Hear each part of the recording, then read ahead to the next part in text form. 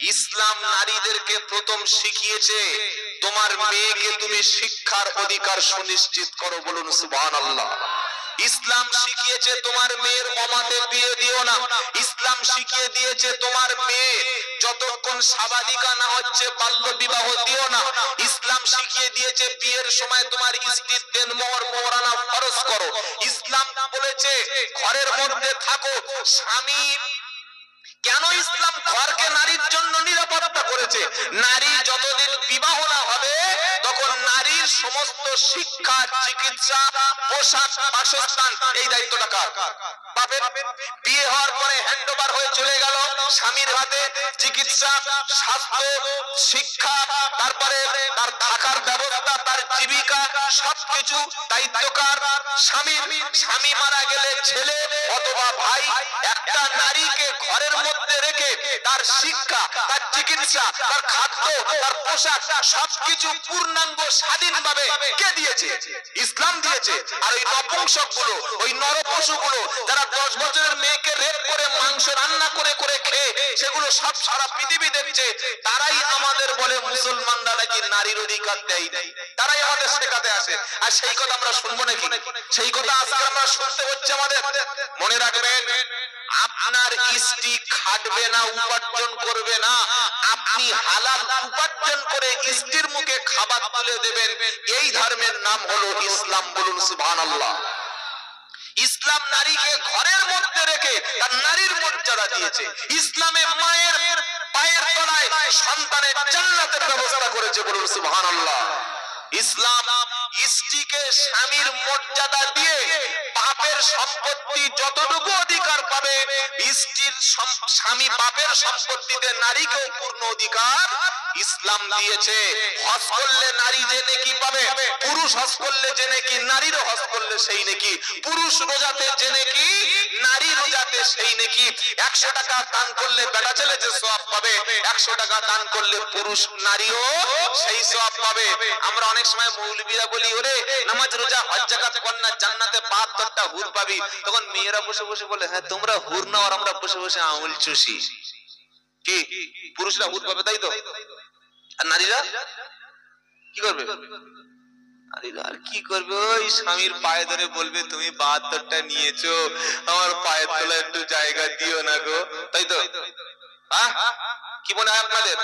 ওয়াহুরিন ঈন কামসালিল লুলুবিল মাকনুন। আল্লাহ বলছেন আমি তাদেরকে জীবন সঙ্গিনী দেব। হুর মানে সাথী। বলেন হুর মানে? খালি ভুলগুলো ভেঙে নেন, সারা জীবন তো ভুল বক্তব্য শুনে শুনে কান ঝালাপালা হয়ে গেছে। হুর মানে সাথী, হুর মানে পবিত্র জীবন সঙ্গিনী। পুরুষ পবিত্র জীবন সঙ্গিনী পাবে, তাদের নাম হচ্ছে হুর। আর নারী পবিত্র জীবন সঙ্গিনী পাবে, এদের নামও বলেন, এদের নামও হুর। হুর মানে খালি সুন্দরী নারী না, হুর হচ্ছে জান্নাতের আরামের একটা অংশ। পুরুষ যেমন নারী হুর পাবে, নারী যেমন পুরুষ সঙ্গিনী পাবে। আল্লাহ সেদিন জান্নাতে মনোরঞ্জনের জন্য দান করবে, বলুন সুবহানাল্লাহ। বলছে নামাজ পড়েছি, জান্নাতে একবার যাই, 72টা নিয়ে চালাবো। পাগলা কথা করে। আল্লাহ পুরুষের যেমন অধিকার দিয়েছে নারীরও তেমন। ইন্নাল মুসলিমিনা ওয়াল মুসলিমাতি ওয়াল মুমিনিনা ওয়াল মুমিনাতি ওয়াল কানিতিনা ওয়াল কানিতাতি ওয়াস সাদিকিনা ওয়াস সাদিকাতি ওয়াস সাইমিনা ওয়াস সাইমাত। নিশ্চয়ই মুসলমান পুরুষ, মুসলমান নারী, রোজাদার পুরুষ, রোজাদার নারী, মুমিন পুরুষ, মুমিন নারী, নামাজি পুরুষ, নামাজি নারী, দাতা পুরুষ, দাতা নারী, সবরকারী পুরুষ, সবরকারিণী নারী। আল্লাহ নারী এবং পুরুষের জন্য যে ভালো আমল করবে তার জন্য আল্লাহর জান্নাতে মহা পুরস্কারের ব্যবস্থা রেখেছে, বলুন সুবহানাল্লাহ। মান আমিলা সলিহান মিন যাকারিন আও উনসা ওয়া হুয়া মুমিনুন ফালা নুহইয়ান্নাহু হায়াতান তাইয়্যিবা। 14 পারা 17 পৃষ্ঠা 7 নম্বর লাইনের 98 নম্বর আয়াত সূরার নাম নাহাল আমার আল্লাহ বলছে মান আমিলা সলিহান মিন তাকারিন আও উনসা ওয়া মুমিনুন, যে ব্যক্তি ঈমান এনে ভালো আমল করবে, পুরুষ হোক কিংবা নারী হোক, আমি আল্লাহ এই আমলের পূর্ণ বদলা তাকে দান করব। আমলের বদলাটা দুনিয়াতে হায়াতান তাইয়্যিবা, সৎভাবে সুন্দরভাবে জীবন যাপন করবে, আর আখিরাতে আমি আল্লাহ তাকে নিরাপত্তার সঙ্গে জান্নাত দান করব। পুরুষ যেমন জান্নাতি হবে, নারী তেমন জান্নাতি হবে। আপনি হজ করেছেন, বোনের জমি দেন, হজ করেছেন আপনি স্ত্রীর সম্পত্তি ফাঁকি দিয়েছেন, হজ করেছেন আপনার মেয়ের জমি দেন। তবে আপনাদের এই কি এলাকাটা প্রতাপপুর, তাই তো, রানীহাটি,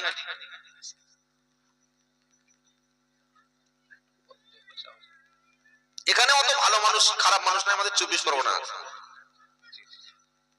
হজ করে এসেছে, মেয়ের জমি দেয়নি, মরে গেছে, আল্লাহ ছাড়ে বলে মনে হচ্ছে। এই জন্য ইসলাম নারীকে ঠকাই। যারা বলছে মুসলমানরা নারীদের হিজাব পরিয়ে ঘরে রেখেছে, ওরা নারীকে ভোগ করার জন্য নারীদেরকে বার করে আনতে চায়। শিয়াল আছে আপনার এলাকায়, শিয়াল আপনারা কি বলেন? শিয়াল বোঝেন তো? শিয়াল মুরগি খায়, তাই তো, মুরগি খায় না? এখন 4-5টা মুরগি একটা মালিক পুষে রেখে তারের বেড়াতে রেখে দিয়ে, আর মুরগির ওই বিভিন্ন যে খাবারগুলো ধান গম চাল এইসব খাওয়াচ্ছে। তখন শিয়াল দূরত্ব বজায় রেখে, নিরাপদ দূরত্ব বজায় রেখে শিয়াল 4-5টা মুরগি যেখানে বাঁধা আছে, ওই মুরগির ঘরের 100 মিটার দূরত্বে একটা সভা ডেকেছে, আর 50-60টা শিয়াল গেছে। ওই শিয়ালদের একজন পলিট ব্যুরো সদস্য, একজন বিখ্যাত নেতা, আপনারা দেখছেন এই রানীহাটিতে একজন মানুষ বেশ কিছু মুরগিকে তারা পরাধীন, তাদের আটকে রেখে খেতে দিচ্ছে না, পড়তে দিচ্ছে না, তাদের ঘুরতে দিচ্ছে না, বাঁশবাগানে আসতে দিচ্ছে না। সন্ধ্যাবেলা তারা মিশবে আমাদের সঙ্গে, একটু চায়ের আড্ডায় আসবে, কফি হাউসে বসে গল্প করবে, একটু মার্কেটিং করবে, মুরগিগুলো শপিং করবে। তাদের অধিকার নাই, তাদের অধিকার হরণ করছে এই বাড়িওয়ালা। আমরা শিয়াল আন্তর্জাতিক শিয়াল কমিটির পক্ষ থেকে মুরগিদের পূর্ণ স্বাধীনতা চাইছি, ঘোষণা হয়ে গেল। শত শত শিয়াল রাস্তায় নেমে গেল, আর ওর মধ্যে 2-4টা মুরগি বলল, হ্যাঁ ঠিক বলেছে, আমাদের হাত পাতা পা পাতা, আমাদের খেতে দিচ্ছে, ঘুরতে দিচ্ছে না, আমরা একটু মিশতে পারছি না, একটু চায়ের আড্ডায় যেতে পারছি না, একটু রেস্টুরেন্টে খেতে পারছি না, একটু বয়ফ্রেন্ডের সঙ্গে ঘুরতে পারছি না, আমাদের হাত পা পাতা, আমরা স্বাধীন হতে পারলাম না।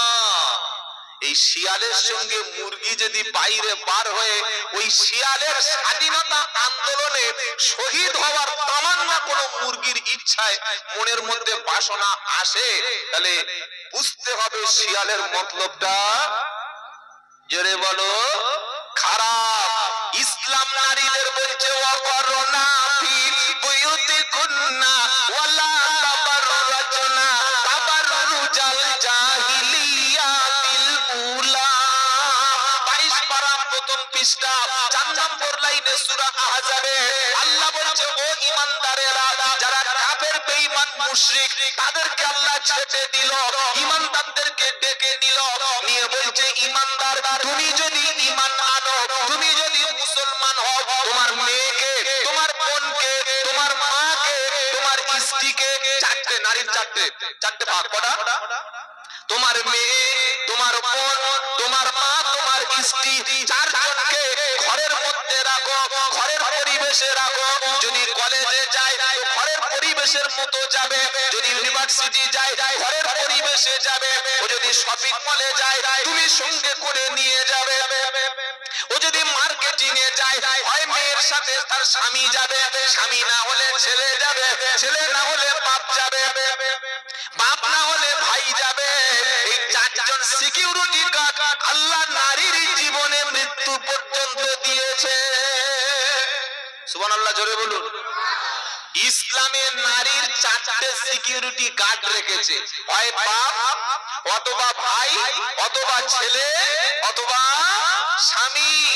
আমাদের দেশে প্রধানমন্ত্রী, রাষ্ট্রপতি, সুপ্রিম কোর্টের প্রধান বিচারপতি কিংবা আমাদের বর্তমান যিনি honourable chief minister of West Bengal, যিনি পশ্চিম বাংলার বর্তমানে মুখ্যমন্ত্রী, তিনি একজন নারী। তো তার পিছনে রয়েছে নিরাপত্তা, প্রধানমন্ত্রীর আছে নিরাপত্তা। কি নিরাপত্তা? Z plus category. আচ্ছা, আমার বক্তব্যটা কঠিন হয়ে যাচ্ছে মনে হচ্ছে নাকি? বুঝতে অসুবিধা হচ্ছে কি বাবা? কারো বুঝতে পারছেন না বলুন। যদি বুঝতে পারবেন কি বলছে জেড ফেড ক্যাটাগরি। জেড ক্যাটাগরি নিরাপত্তাটা কি? সব সময় 35 জন কমান্ডো বাহিনী 24 ঘন্টা নিরাপত্তায় থাকবে। নাম্বার 2, আপনি যেখানে যাবেন তার আগে এই যে সমস্ত ব্যক্তিদের জেড ক্যাটাগরির নিরাপত্তা থাকে তারা সব সময় আগে গিয়ে জায়গাগুলো চেক করবে, এখানে কোনো বোম পোতা নেই তো, পথে কেউ জঙ্গি হামলা করতে পারে না তো, ড্রোন ক্যামেরা উড়িয়ে, এবং যে প্রশিক্ষিত কুকুর গিয়ে চেক করে দেখে নেবে যে এর জীবনের কোনো ক্ষতি হতে পারে কিনা। 24 ঘন্টা 30-35 জন সিকিউরিটি আপনার সঙ্গে থাকবে, বুলেট প্রুফ গাড়ি থাকবে, বুলেট প্রুফ জ্যাকেট থাকবে, আগে পিছনে AK-47 রাইফেলধারী কমান্ডো বাহিনী যে ব্যক্তির নিরাপত্তার দায়িত্বে থাকবে, এই নিরাপত্তার নাম হচ্ছে জেড প্লাস সিকিউরিটি। বলুন তো ইসলাম নারীদের এর চাইতে বেশি সিকিউরিটি দিয়েছে কিনা? কি সিকিউরিটি দিয়েছে? ইসলাম নারীকে সিকিউরিটি দিয়েছে 24 ঘন্টায় 24 ঘন্টা বিয়ের আগে বাপের নজরদারিতে থাকবে। স্কুলে যাবে, কলেজে যাবে, ইউনিভার্সিটি যাবে, শপিং মলে যাবে, রেস্টুরেন্টে যাবে, সাথে বাপের নজরদারিতে যাবে। বিয়ে হওয়ার পরে এবার সিকিউরিটির দায়িত্বটা স্বামীর পড়ে গেল, পুরো দায়িত্ব স্বামীর থাকবে। স্বামী মারা গেল, ছেলেরা দায়িত্বে থাকবে, ছেলেরা নেই ভাই দায়িত্বে থাকবে। এই 4 জন পুরুষের দায়িত্বে কোন নারী হিজাব পরে রাস্তায় পার হলে একটা নারী ধর্ষণ করতে পারবে? জোরে বলুন, পারবে না। কিন্তু নারী যদি ওই শিয়ালের মতো, যদি শিয়ালের গলায়, যেমন আজকের নাস্তিক মুশরিকরা, ইহুদি খ্রিস্টানেরা, তারা বলছে মুসলমানরা নারীদের নিরাপত্তা দেয়নি, তারা নারীর স্বাধীনতা দেয়নি, নারীকে ঘরে আটকে রেখেছে। তারা কেন বলছে? তারা জানে যত ছোট পোশাক পরে এরা পার হবে, ওই এপস্টাইন ফাইলের মতো, ওই লুচ্চা লম্পটের মতো আমরা ভোগ করতে আমাদের সুবিধা হবে। আমি আব্দুল্লাহ জুবায়ের বলে দিচ্ছি, আপনার কন্যা, আপনার বোন, আপনার স্ত্রী, আপনার মাকে মৃত্যু পর্যন্ত আল্লাহর কোরআন এবং নবীর সুন্নাহ অনুযায়ী ফরজ পর্দার সঙ্গে নিয়ে যাবেন, আনবেন। তার 24 ঘন্টার দায়িত্ব আপনার হাতে। আপনার মাধ্যমিক পাস মেয়ের হাতে রাত 10টার পরে স্মার্টফোন তুলে দিয়ে জেনার জগতে ওর পাটা ফাড়ানোর সুযোগ দেবেন না। বলুন ইনশাআল্লাহ। বলছে হুজুর দোয়া করো। আমি বললাম কি? বলছে আমার মেয়ে ভালো ডান্স করতে পারে। তোর মেয়ে আগে মরুক, তারপরে তুই মরবি।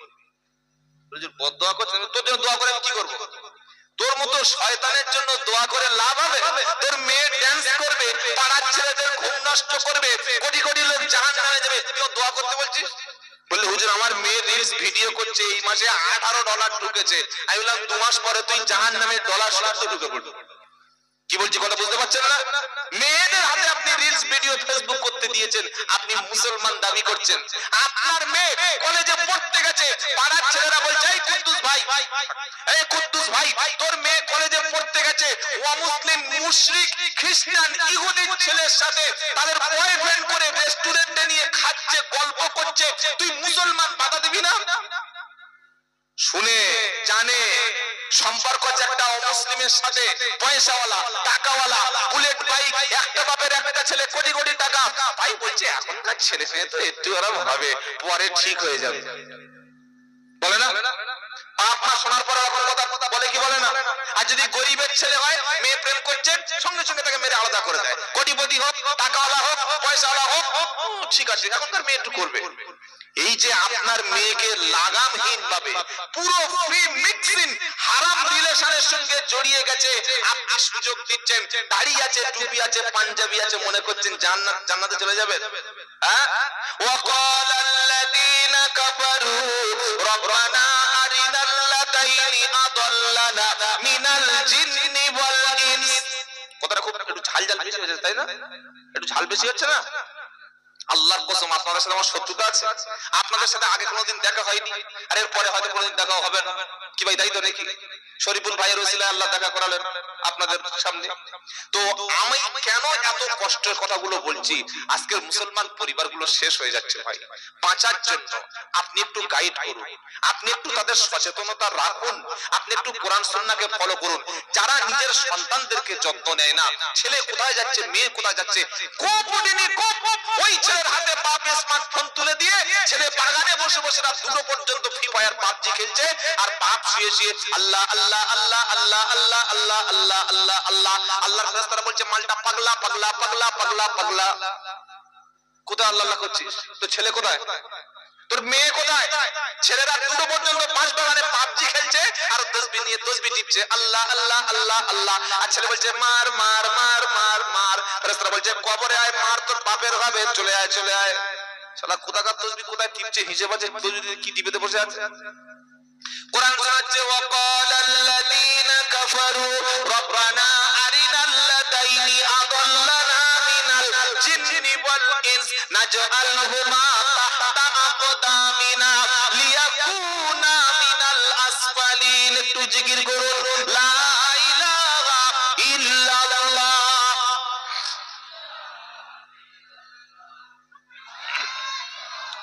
লা ইলাহা ইল্লাল্লাহু মুহাম্মাদুর রাসূলুল্লাহ। সুবহানাল্লাহ সুবহানাল্লাহ।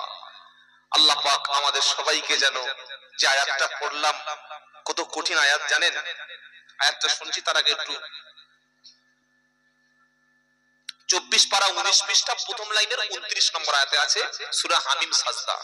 আচ্ছা, আমরা যারা বসে আছি ঈমান এনেছি, আমরা জান্নাতে যাব না জাহান্নামে? জান্নাতে যাবো ইনশাআল্লাহ। ইচ্ছা আছে তো? আরে নামাজ কাজা করেছি, হয়তো মদ খেয়েছি, দাড়ি হয়তো চেঁচেছি, মিথ্যা বলেছি, 2-4 গাম মেরে টেরে, আল্লাহ তো জাহান্নাম থেকে অন্তত আমাকে মুক্তি দেবে তো? দেবে কি দেবে না? তো তখন মুক্তি দেবে আমার নামটা যখন ঈমানদারের খাতায় থাকবে। আর খাতার বাইরে নাম থাকলে? কাদের ঘর দিচ্ছে সরকার? 20 লাখ টাকা ঘর ছেড়েছে, আবাস যোজনার ঘর। যাদের নাম আছে তাদের, না যাদের নাম নেই তাদের দিচ্ছে? যার নাম যাদের আছে তাদের দিচ্ছে। তো আমার নামটা ঈমানদারের খাতায় থাকলে তবে তো জান্নাতে যাব। কিয়ামতের দিন দেখতে পাবেন একদল মানুষ জাহান্নামে যাওয়ার জন্য পুরো রেডি হয়ে গেছে, পুরো রেডি। ফেরেশতারা শিকল পরিয়ে দিয়েছে, এবার টেনে নিয়ে আগুনে ছুঁড়ে ফেলে দেবে। ওই যখন আগুনে ফেলতে যাবে তার আগে ওই জাহান্নামী ব্যক্তি আল্লাহর কাছে বলবে, আল্লাহ আমি যে জাহান্নামে যাচ্ছি আমার কারণ কি? আমি যে জাহান্নামে যাচ্ছি আমার কারণ কি? আল্লাহ বলছে তোর পাপ তুই জানিস না? প্রথম কারণ হলো তোর জীবনে কোনো নামাজই ছিল না। কি ছিল না বলেন? ইয়াতাসাআলুনা আনিল মুজরিমিনা মা সালাকাকুম ফি সাকার ক্বালু লাম নাকু মিনাল মুসাল্লিন। 29 পারা 17 পৃষ্ঠা 12 নম্বর লাইন 42 নম্বর আয়াত সূরার নাম মুদ্দাসির। জাহান্নামী ব্যক্তিরা জান্নাতি ব্যক্তিদের সঙ্গে দেখা হবে। জান্নাতি ব্যক্তিরা জাহান্নামীদের জিজ্ঞাসা করবে, শওকত ভাই, জলিল ভাই, জয়নাল ভাই, একসঙ্গে খেলাম কেন জাহান্নামে, তুই এলি কিছু বুঝতে পারলাম না। জাহান্নামী বলবে, ভাই কুরবানি করেছি একসাথে, মিলাদে বসেছি একসাথে, একসাথে ভোট দিয়েছি, চাষ করেছি, ব্যবসা করেছি, কিন্তু যখন তুমি আজান হলে নামাজে যেতে, আমি কোনোদিন নামাজে যেতাম না। নামাজীদের সাথে নাম থাকলে জাহান্নামী হতাম না। ছাটাই হয়ে গেল মাল একদল। এবার দ্বিতীয় দল আসছে, কারা? কোরআন শোনাচ্ছে, ইয়া আইয়ুহাল্লাযীনা আমানুত্তাকুল্লাহা ওয়া দারু মা বাকিয়া মিনার রিবা ইন কুনতুম মুমিনিন ফাইন লাম তাফআলু ফাআদানু বিহারবিন মিনাল্লাহি। আগের আয়াতটা পড়লে একটু সুবিধা হবে। এটা সূরা বাকারা 278 নম্বর আয়াত। 275 নম্বর আয়াত আল্লাহ কি কথা বলছে শুনেন, আল্লাযীনা ইয়াকুলুনার রিবা লা ইয়াকুমুনা ইল্লা কামা ইয়াকুমুল্লাযী ইয়াতাখাব্বাতুহু শাইতানু মিনাল মাসি। আল্লাহ আল্লাহ পাক শোনাচ্ছে কিয়ামতের দিন একদল লোক তারা পাগলের মতো, নেশাখোরের মতো, মাতালের মতো উঠে মাতলামি করবে। হাসরের লোকেরা জিজ্ঞাসা করবে, আল্লাহ এরা কারা, কেন মাতলামি করছে, এদের কি জিনে ধরেছে নাকি শয়তান চেপেছে? তখন আল্লাহ পাক শোনাবে, দালিকা বিআন্নাহুম ক্বালু লান তামাসসানান নার। যারা মাতলামি করছে, যারা জিনে ধরা রোগীর মতো ছোটাছুটি করছে, এই লোকগুলি তারা যারা বলতো ব্যবসা তো সুদের মতো, ব্যবসা যেমন লাভ হয় সুদের তেমন লাভ হয়, এরা ছিল কাঁচা কাঁচা সুদখোর। কি করছিল বলুন? এরা কি ছিল? আরে বলছেন না কেন? ইন্টারেস্ট। সুদ বললে গুনাহ হবে, সুদ বললে পাপ হবে, ইন্টারেস্ট বললে পাপ হবে। গান শোনা হারাম, মিউজিক হারাম। আরে বলছেন না কেন? গান শোনা হারাম, মিউজিক হলো আর হারাম নাকি? মদ বললে তো হারাম, যদি বলি ড্রিঙ্ক করেছে তখন হারাম হয়ে যাবে? কি গো, পাপটাকে বৈধ করার জন্য, লিগ্যাল করার জন্য নামগুলো সুন্দর সুন্দর দিয়েছে। শয়তান আল্লাহ যেটা শরিয়াতে বলছে জিনা, শয়তান সেটা কি বলছে? শয়তান সেটা কি বলছে? রিলেশন। বলেন শয়তান সেটা কি বলছে? রিলেশন। শরিয়াতে যেটা বলছে মদ যেটা হারাম, শয়তান বলছে ড্রিঙ্কস, একটু এনজয় হবে ড্রিঙ্কস, একটু ড্রিঙ্কস। ইসলাম যেটা বলছে মিউজিক গান হারাম, এটা বলছে না এনজয় হবে, একটু মিউজিক শুনছি, সফট মিউজিক। আবার গজলের সঙ্গে দেখি ব্যাকগ্রাউন্ড মিউজিক চলছে। মুসলমান কি বুঝলেন? তো আল্লাহ পাক শোনাচ্ছে দ্বিতীয় যে লোকগুলি জাহান্নামে যাচ্ছে তারা কারা? যারা দুনিয়াতে বলতো সুদ খেলে কোনো পাপ নাই, সুদ তো ব্যবসার মতো। প্রচুর মুসলমান আছে গোপনে গোপনে খাচ্ছে। কি বুঝলেন? আর হোটেলে গিয়ে বলছে মুরগি জবাই করা। কেন? বললে আমি হিন্দু হোটেলে খাই না। হিন্দু হোটেলে খেলে তুই জাহান্নামে যাবি। আর ছেলের বিয়ের সময় 2 লাখ টাকা নিলি, উমালটা কোথায় রেখেছিস? বল। ছেলের আগে সাইকেল ছিল না, হেঁটে হেঁটে পায়ের চামড়া ফেটে যেত। বিয়ের সময় বুলেট নিয়ে যে মস্তানি করলি, মেয়ের বাপের গলা টিপে দুধ রক্ত বার করে দিলি, তোর বুলেটটা ডিমান্ড করে জোর করে প্রেসার ক্রিয়েট করে নেওয়া জায়েজ ছিল? বলো কিভাবে তুমি নিতে পারলে? তুমি বলছো হিন্দু হোটেলে খাই না, খেলে আমার জাত চলে যাবে, হিন্দু হোটেলে খেলে জাত চলে যাবে। আর বউটাকে মহিলা সমিতি, মহিলা সমিতি আছে এখানে বন্ধন আছে না? মহিলা সমিতি বউটাকে বন্ধনে পাঠিয়ে আর তুমি জলসায় বসে দরুদ পড়ছো, আল্লাহুম্মা সাল্লু আলা সাইয়্যিদিনা। ফেরেশতারা বললে গ্যারেজে আসলে মালগুলো একটাও বাজবি না। আমি আল্লাহ কোন সুদখোর কোন কাফেরকে দরুদ পড়তে বলি নাই। কাদের দরুদ পড়তে বলেছি? ইয়া আইয়ুহাল্লাযীনা আমানু সাল্লু আলাইহি ওয়া সাল্লিমু। তো পুরাতন কথা, 22 নম্বর পারা 5 নম্বর পৃষ্ঠা 5 নম্বর লাইনে 56 নম্বর আয়াত সূরা আহজাব। কোরআন শোনাচ্ছে ইন্নাল্লাহা ওয়া মালাইকাতাহু ইউসাল্লুনা আলান নবী ইয়া আইয়ুহাল্লাযীনা আমানু সাল্লু আলাইহি ওয়া সাল্লিমু তাসলিমা। নিশ্চয়ই আল্লাহ এবং তার ফেরেশতারা নবীর উপরে দরুদ পড়ে। ও ঈমানদারেরা, তোমরা ঈমান যারা এনেছো তোমরাও নবীর উপর দরুদ পড়ো। দরুদ পড়বে কারা? প্রথম শর্ত হলো ঈমান না বেঈমান। জোরে বলো, জোরে বলো। প্রথম শর্ত হলো ঈমান। তো যে সুদ খায় সে ঈমানদার, যে সুদ খায় সে ঈমানদার। যে ছেলে বিক্রি করেছে মেয়ের বাপের কাছে ওই ঈমানদার। ছেলে বিক্রি করে তারা বিয়ের সময় 5 লাখ টাকা উকিলকে ঘটককে দিয়ে বড় বোনাইকে দিয়ে ঘুরিয়ে বাঁধে খেয়েছে যারা, বেঈমান হলো। পয়সা দেবে আজকে মারা পয়সা কি? বেঈমান হলো তারা জুমার দিনে মসজিদের সামনে থেকে বউকে সাজিয়ে গুজিয়ে পার্কে নিয়ে ঘুরছে, ফুর্তি মারছে যারা, ঈমানদার কখনো নয় তারা। বেঈমান হলো তারা হিজাব করলে খারাপ লাগবে, ছোট ছোট ড্রেস পরিয়ে পুরো পুরো মেয়েদেরকে রাস্তায় নামিয়েছে যারা, বেঈমান হলো তারা। কথা মনে থাকবে ইনশাআল্লাহ। ওরে বেঈমান হলো তারা সারা মাস রোজা রাখে না, ঈদের চাঁদ মতন দেখে যারা। সারা মাস রোজা নাই। বুড়ো বুড়ো লোকেরা, বয়স্ক লোকেরা তারাবি পড়ে, সেজদা করে, রুকু করে, তাহাজ্জুদ পড়ে, সাহারি ইফতার করে ঈদের সময় গিয়ে দেখছে সামনে আর বসার চট নাই, এবার লুঙ্গি খুলে নামাজ পড়ছে। কি করবে? আর জায়গা নেই, কি করবে? লুঙ্গিটা বিছাচ্ছে। কি বুঝলেন? চাঁদ প্রথম রমজানের প্রথম ঈদের চাঁদ কারা দেখা পায়? নামাজিরা না বেনামাজিরা? জোরে বলো। প্রথম ঈদের দিন শপিং কারা করতে যায়? রোজা 12টা হয়নি, কোথায় যাচ্ছি রে? শপিং। শপিং শপিং করছে, এ হাতে ব্যাগ, এ হাতে ব্যাগ, 30,000 টাকা শপিং করেছে। রোজা কটা? আরে রোজা করে নাই তো 30টা কোথায়? রোজাই করে। সাহারি বললে আমি গ্যাস, পেটে গ্যাস, আসল গ্যাস কবরে দেবে। পেট টিপে আর পাঁচাতে যখন ওই গল গল করে মাল বার হবে তখন গ্যাস কার্বনে কবর গন্ধে ভরে যাবে, কার্বন বার হবে তখন পিছন থেকে। কি বুঝলেন? কথা মনে থাকবে ইনশাআল্লাহ। ঈমানদারদের জন্য দরুদ পড়তে বলেছে। ঈমানদার হলো তারা আযান হলে উঠে গিয়ে মসজিদে ঢুকে আল্লাহর কাছে হাত তোলে যারা। বলুন সুবহানাল্লাহ। বললে হুজুর দলিল? 150 কিলোমিটার দূরে দলিল ছাড়া আসি নাই। ইয়া আইয়ুহাল্লাযীনা আমানু ইদা নুদিয়া লিস-সালাতি মিন ইয়াউমিল জুমআ ফাসআউ ইলা যিকরিল্লাহ ওয়া দারুল বাই'। 28 পারা 13 পৃষ্ঠা 5 নম্বর লাইনের 10 নম্বর আয়াত সূরা জুমআ। ওই বান্দারেরা জুমার দিনে আমি আল্লাহ যখন তোমাদেরকে আমার ঘরে ডাকবো তখন তুমি দুনিয়ার কোনো ঘরে আর থাকার চেষ্টা করবে না, তখন ছুটে আসবে আমার ঘরে। আসার আগে তুমি ওযু করবে, কারণ ঈমানদাররাই ওযু করে, বেঈমান ওযু করে, বেনামাজি ওযু করে।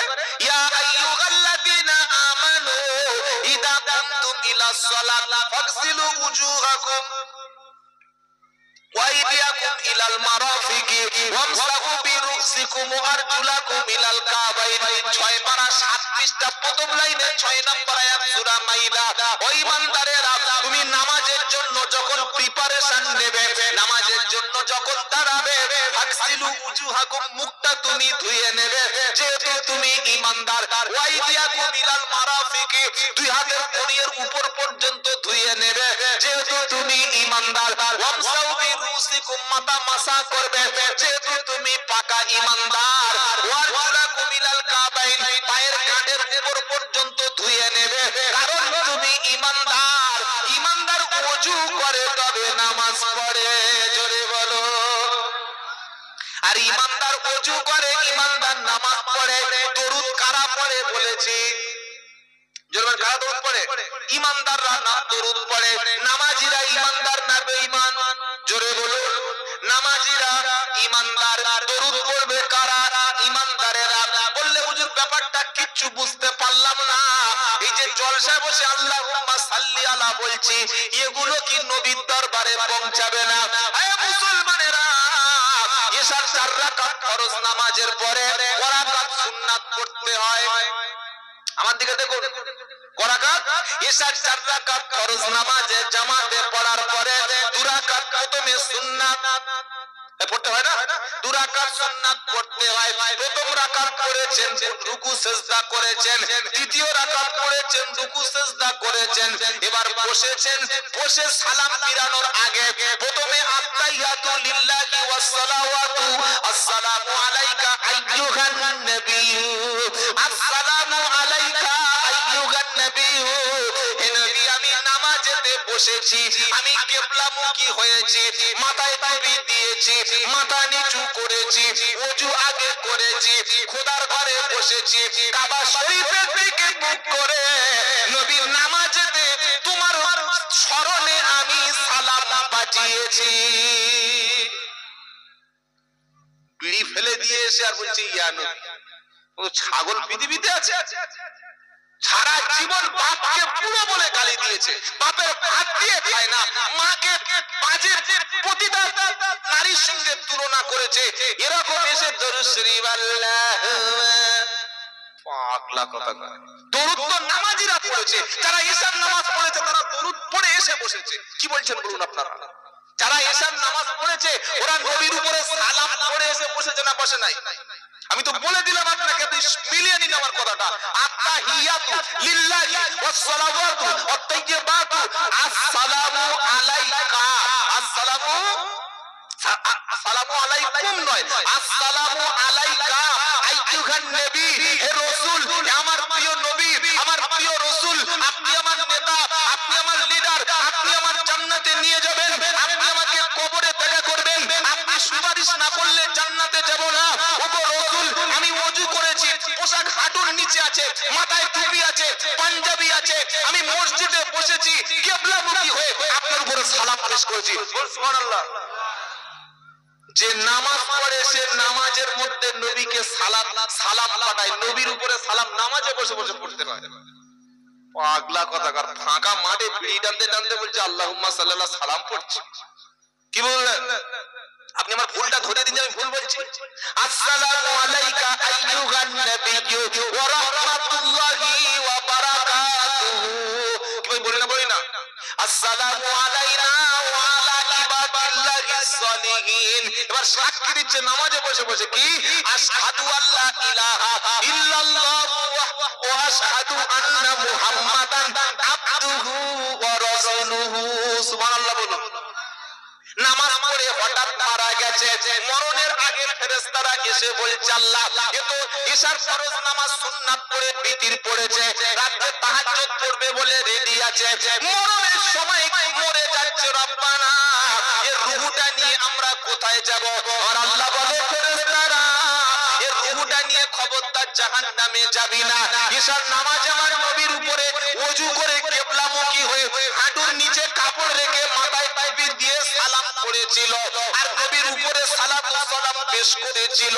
এ ব্যক্তি একটু আগে আশহাদু আল্লা ইলাহা ইল্লাল্লাহ, এক আল্লাহ বলে স্বীকার করেছিল, ইশার নামাজে যে আমার কলেমা স্বীকার করেছে, ওই ব্যক্তির ঠিকানা হলো জান্নাত। শুধু জান্নাত ঠিকানা না, ঈমানদার ব্যক্তির মরণের সময় আল্লাহর ফেরেশতারা এসে ঈমানদারের সালাম দেবে। বললে হুজুর দলিল কি এখন পাওয়া যাবে? এখন না দিলে কি রানীহাটির লোক আমার চামড়া আস্ত রাখবে? কোরআন শোনাচ্ছে, আল্লাযীনা তাতাওয়াফাহুমুল মালাইকাতু তাইয়্যিবিন সালামুন আলাইকুম উদখুলুল জান্নাতা বিমা কুনতুম তা'মালুন। 14 পারা সূরা নাহলের 33 নম্বর আয়াতে আমার আল্লাহ বলছেন, যাদের রূহটা পবিত্র অবস্থায় পার হয়, যাদের মৃত্যুটা ঈমানদার কলেমা অবস্থায় হয়, আল্লাহর ফেরেশতারা মুসলমান ঈমানদার ব্যক্তির কাছে গিয়ে আমার ফেরেশতারা তাদেরকে সালাম দেয়। এবার জোরে সুবহানাল্লাহ বলুন। তো খুব জোরে একবার লাফ দিয়ে উঠে বলছেন সুবহানাল্লাহ, তো এখানে বলতে হবে। আমাদের সালাম দেবে কারা?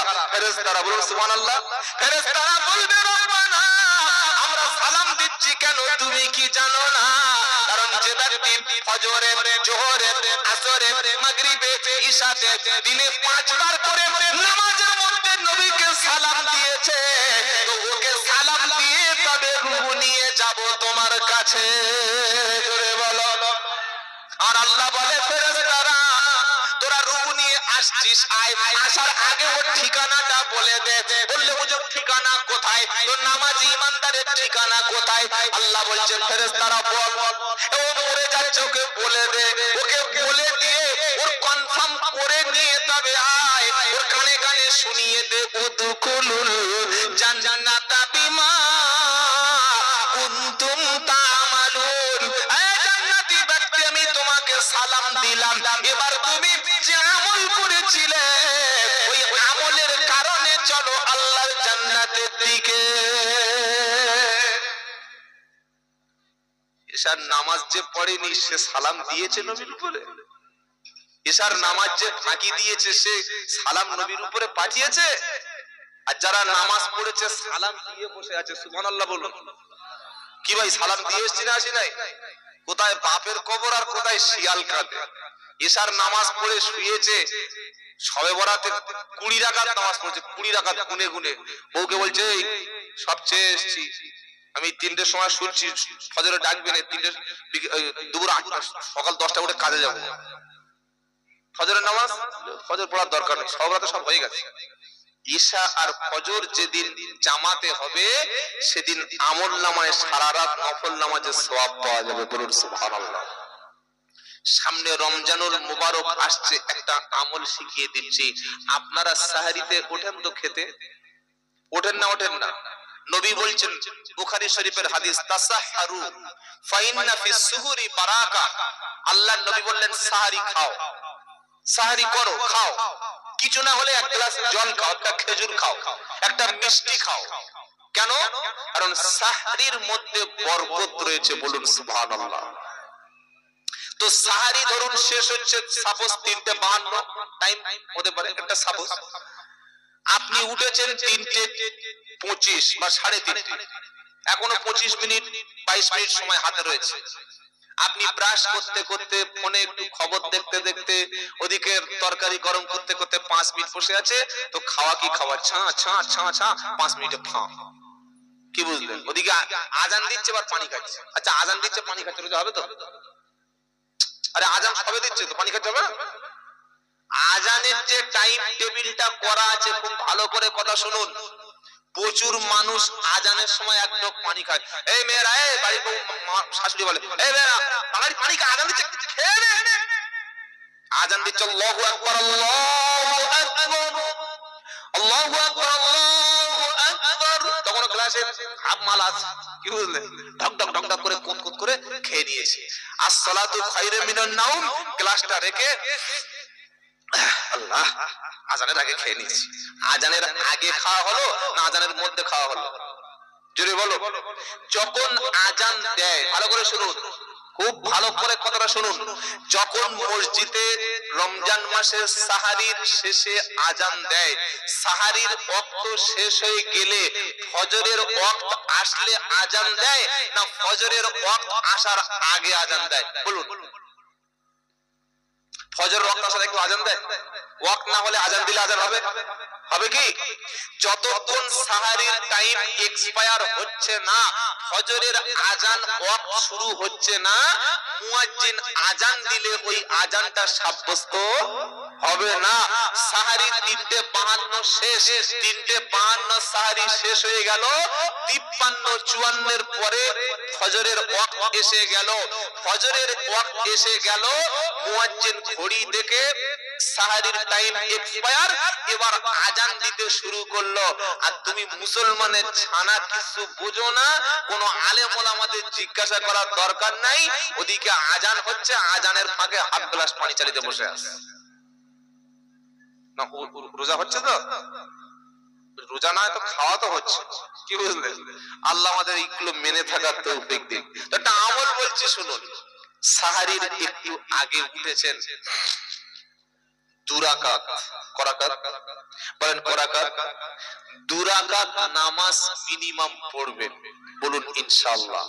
ওই নামাজটার নাম হচ্ছে কিয়ামুল লাইল। কি নামাজ? কিয়ামুল লাইল। কিয়াম মানে দাঁড়ানো, কিয়াম মানে দাঁড়ানো, লাইল মানে রাত। রাতের নামাজকে বলা হয় কিয়ামুল লাইল। আল্লাহর নবীর স্ত্রী আমাদের মা আম্মাজান আয়েশা সিদ্দিকা রাদিয়াল্লাহু তাআলা আনহা, তিনি বলছেন বিশ্ব নবী হাবিব সাল্লাল্লাহু আলাইহি সাল্লাম কিয়ামুল লাইলি, রাতের বেলা এত বেশি সময় দাঁড়িয়ে দাঁড়িয়ে নামাজ পড়তেন, বিশ্ব রাসূল সাল্লাল্লাহু আলাইহি সাল্লাম হাবিব ইসলামের কদম মোবারক ফুলে যেত। বলুন সুবহানাল্লাহ। তিনি জিজ্ঞাসা করেছেন, ইয়া আল্লাহর রাসূল, আল্লাহ তো আপনার জীবনের সমস্ত ভুল ত্রুটি বিচ্যুতি সবগুলিকে আল্লাহ মাফ করে দিয়েছেন। নবী বলেন, এটা আমি শুকরিয়া হিসাবে আদায় করছি। বলুন সুবহানাল্লাহ। নবীর মতো অত ঈমান আমাদের নেই, আমাদের শরীরে অত ইমিউনিটি পাওয়ার নেই, আমাদের শরীরও দুর্বল, ঈমানও দুর্বল। আপনি 2 ঘন্টা দাঁড়াতে পারছেন না, 1 ঘন্টা দাঁড়াতে পারছেন না, সাহরির 20 মিনিট আগে উঠে ওযু করে প্রথম যে নামাজটা 2 রাকাত পড়বেন, ওই 2 রাকাত নামাজের নাম হচ্ছে তাহাজ্জুদের নামাজ। বলুন সুবহানাল্লাহ। সাহরির পূর্বে সারা বছর তো তাহাজ্জুদ পড়ার সুযোগ হয় না, কি ভাই হয়? হয় কি? হয় না। রমজানে একটা সুযোগ আসে, আপনারা তো 8 ঘন্টা আগে ওঠেন, ওটা না, ওটা না, আধ ঘন্টা আগে উঠে বাথরুম গোসল সেরে ওযুর প্রয়োজন থাকলে সেরে খাওয়ার আগে আগে 2 রাকাত নামাজ পড়বেন। আর ওই নামাজে যে দোয়াটা করবেন আল্লাহ কবুল করে নেবে। والذين يبيتون لربهم سجدا وقياما والذين يقولون ربنا اصرف عنا عذاب جهنم إن عذابها كان غراما إنها ساءت مستقرا ومقاما। 19 পারা 4 পৃষ্ঠা 10 নম্বর লাইনের 68 নম্বর আয়াত সূরা ফুরকান। কোরআন শোনাচ্ছে ওয়াল্লাযীনা ইয়াবিতুনা লিরাব্বিহিম সুজদাও ওয়া কিয়ামা। আমার কিছু খাস বান্দা এমন আছে যারা সারা রাত মোষের মতো ঘুমায় না, গরুর মতো নাক ডাকায় না। রাত যখন গভীর হবে সুজদাও ওয়া কিয়ামা হয় সিজদা অথবা দাঁড়িয়ে ওরা রাতকে অতিবাহিত করবে। আর নামাজের শেষে কেঁদে বলবে ইয়াকুলুনা রাব্বানা সরিফ আন্না আযাবা জাহান্নাম। আল্লাহ আমি ছিলাম বড় নাফরমান, 11 মাস ঠিক মতো নামাজ পড়তে পারিনি, 11 মাস অনেক গুনাহ করেছি। রমজানুল মুবারকের মাস আসে, ইদা দাখালা রমজান, যখন রমজান মাস প্রবেশ করে ফুতিহাত আবওয়াবুল জান্নাত, আর জান্নাতের সমস্ত দরজাগুলি আল্লাহ পাক খুলে দেন। ইদা দাখালা রমাদান, ইদা দাখালা শাহরু রমজান, রমজান মাস যখন প্রবেশ করে জান্নাতের সব দরজাগুলি আল্লাহ খুলে দিয়ে জাহান্নামের দরজাগুলো বন্ধ করে দিয়ে ইবলিসের পায়ে শিকল পরিয়ে 1 মাস আল্লাহ বন্দী করে দেয়। ওগো রব্বুল আলামিন মাওলা, 11 মাস পাপ করেছি সব তুমি দেখেছো, একটা মাস আমি অন্তত তাহাজ্জুদে সাহরির 20 মিনিট আগে 2 রাকাত নামাজে তোমার কাছে কেঁদেছি। আমার গুনাহগুলি তুমি maaf করে দাও, আমার অপরাধগুলি তুমি ঢেকে নাও, আমার জীবনে ভালো হওয়ার সুযোগ দাও। আর আমি যদি মারা যাই জান্নাতি বানিয়ে নাও। ওই তাহাজ্জুদে কাঁদবে যারা, আমার আল্লাহ পাক শোনাচ্ছে কিয়ামতের দিন সেদিন মাকামে মাহমুদে নবী যেখানে সিজদায় পড়ে থাকবে, নবী তার উম্মতকে না নিয়ে জাহান্নামী উম্মতদেরকে আযাবের শাস্তির মধ্যে যাদেরকে ফেলা হবে, নবীর একটা উম্মত জাহান্নামে থাকলে আমার নবী জান্নাতি হবে না, যাবে না। জোরে বলুন সুবহানাল্লাহ। নবী মাকামে মাহমুদে পড়ে থাকবে, আর মাকামে মাহমুদ হচ্ছে আল্লাহর একটা প্রশংসিত জায়গা। ওই মাকামে মাহমুদে নবী যখন সিজদায় পড়বে আল্লাহ পাক বলবে হাবিব মাথা তুলুন, আপনি সারা জীবন কেঁদেছেন, আপনি সবর করেছেন, আপনার আখিরাতে আপনার কান্না আমি আল্লাহ আর কাঁদতে হবে না, আপনি যেটাই বলবেন আমি আল্লাহ সেটাই কবুল করব। আমার নবী বলবে রব্বুল আলামিন আমি দেখতে পাচ্ছি আমার উম্মত জাহান্নামে চলে যাচ্ছে। আমার আল্লাহ পাক বলবে হাবিব উম্মত কারা তুমি তাদের চিনে নাও। নবী ওযুর জায়গা, সিজদার জায়গা, নামাজের চিহ্ন দেখে উম্মতকে চিনতে থাকবে। আর তাহাজ্জুদে কেঁদেছে যারা, আমার নবী মাকামে মাহমুদে তাদের পেয়ে যাবে। বললে হুজুর নমুনা তো কোরআন শোনাচ্ছে ওয়ামিনাল লাইলি ফাতাহাজ্জাত বিহি নাফিলাতাল লাক আসা আসাকা রাব্বুকা মাকামাম মাহমুদা। 15 পারা 8 পৃষ্ঠা 12 নম্বর লাইনের 79 নম্বর আয়াত সূরা বানী ইসরাঈল। নবী তোমার উম্মতের জন্য এটা অতিরিক্ত নামাজ নফল হিসাবে করে দিয়েছি। এই নামাজে পাওয়া যাবে থাকবে যারা মাকামে মাহমুদে আমি আল্লাহ পৌঁছে দেব। সুযোগ রমজান মাসে আসে নাকি সব সময় আসে? অফার সব সময় আসে? লটারির টিকিট সবার 1 কোটি টাকা পড়ে না? যার কপাল ভালো তার পড়ে। যার কপাল লটারি 1 কোটি টাকার টিকিট কপাল ভালো তাদের পড়ে, তাই তো? হ্যাঁ না বলেন? বিসমিল্লাহ, আল্লাহ 1 কোটি দাও, আল্লাহু আকবার। টিকিট কাটছে মুসলমান, রমজান মাসে লটারি টিকিট কাটছে। রমজান মাস তে একজন বলছে হুজুর আপনারা তো বক্তারাই বলেন রমজানে নাকি শয়তান বাঁধা থাকে, কি শয়তান টিকিট কাটছে? প্রশ্ন দেখেছেন? আপনি কি উত্তর দেবেন বলুন? আপনি এক্ষুনি তো বললেন রমজান মাস আসলে আল্লাহ জান্নাতের দরজা খুলে দিল, জাহান্নামের দরজা বন্ধ করে দিল, আর শয়তানের পায়ে নাকি আল্লাহর মোটা মোটা শিকল আছে, ওগুলো পরিয়ে দিল। যে মালটার টিকিট কাটছে কোন কোম্পানির শয়তান, কোত্থেকে শয়তান হলো? আমি বলি ভাই, তোমাদের প্রশ্ন যেমন আছে তার আগে যুক্তি আমাদের কাছে রেডি হয়ে আছে। কারণ মাদ্রাসায় প্রথমে কি পড়ানো হয়? স্কুলে গেছে একটা বাচ্চা ছেলে, আগে পড়ানো হয় বর্ণ পরিচয়, অ আ, তাই তো, ইকার, দীর্ঘই, এ ও ও ও, লিকার। আচ্ছা লিকারটা কোন কাজে লাগে বলুন? এই যে বইতে লিকারটা লেখা আছে, এটা কোন কোন জায়গায় লিকার, লিকার কোন জায়গায় লাগে? এটা অপ্রয়োজনীয় মানে অক্ষর, কোন কাজে লিকার লাগাবে বলুন? যে লিকার লাগে, লিখে রেখেছে তো লিখে দিয়েছে, লিকার যেন ডিগবাজি খায়। ওই যে ডিগবাজি খেলো তার জীবনে কোনদিন কাজে লাগবে না, লাগবে কি? স্কুলে পড়ানো হলো, ইংলিশ পড়তে গেছে এ বি সি ডি শিখে দেওয়া হয়েছে, ফাইল কনসোনেন্ট শিখে দেওয়া হয়েছে। কিন্তু মাদ্রাসায় একটা বাচ্চা গেছে, আগে প্রথম যে বইটা ধরিয়ে দেবে বইটার নাম, হ্যাঁ, প্রথম কায়দা, প্রথম কায়দা। কায়দা বোঝেন? প্রথমকে কায়দা শেখানো হচ্ছে, কৌশল শেখানো হচ্ছে। কি বুঝলেন? এজন্য কোন আলেমকে প্রশ্ন করার আগে ভালো করে পড়াশোনা করে এসে কোমরে কাপড় বেঁধে এসে তবে আলেমের সামনে লড়বেন। হাতে কুল আছে, খাচ্চার বলছে হুজুর রমজান মাসে যদি ফরজ শরীরে ঘুমিয়ে যদি দুপুরবেলা স্বপ্নদোষ হয়ে যায় রোজা ভাঙবে? মাল আগে ফেল, আগে ওটা তখন প্রশ্ন করবে। খাচ্ছিস কি আর প্রশ্নটা করছিস কি? কি বুঝলেন? এদিকে তামাক চলছে, হুজুর স্বপ্নদোষ হয়েছে রোজা হবে? তুই নিজেই তো হারাম খাচ্ছিস, তুই প্রশ্ন করছিস কি করে? আলেম, ইমাম, ওলি, পীর, মাশায়েখ, ওস্তাদের সামনে শরিয়াতের কোন বিষয়ে জানার দরকার হলে ভদ্রতার সঙ্গে প্রশ্ন করবেন। কথা মনে থাকবে ইনশাআল্লাহ, কথা মনে থাকবে। আপনাদের ইমাম, উনি চলে গেছেন আজ, অত্যন্ত ভদ্র মানুষ, এবং সবচেয়ে যেটা ভালো লাগলো ইমাম সাহেবের, আপনাদের ঘরের সন্তান। আল্লাহর কসম আমি আব্দুল্লাহ জুবায়ের বলে দিচ্ছি, শুনে রাখুন।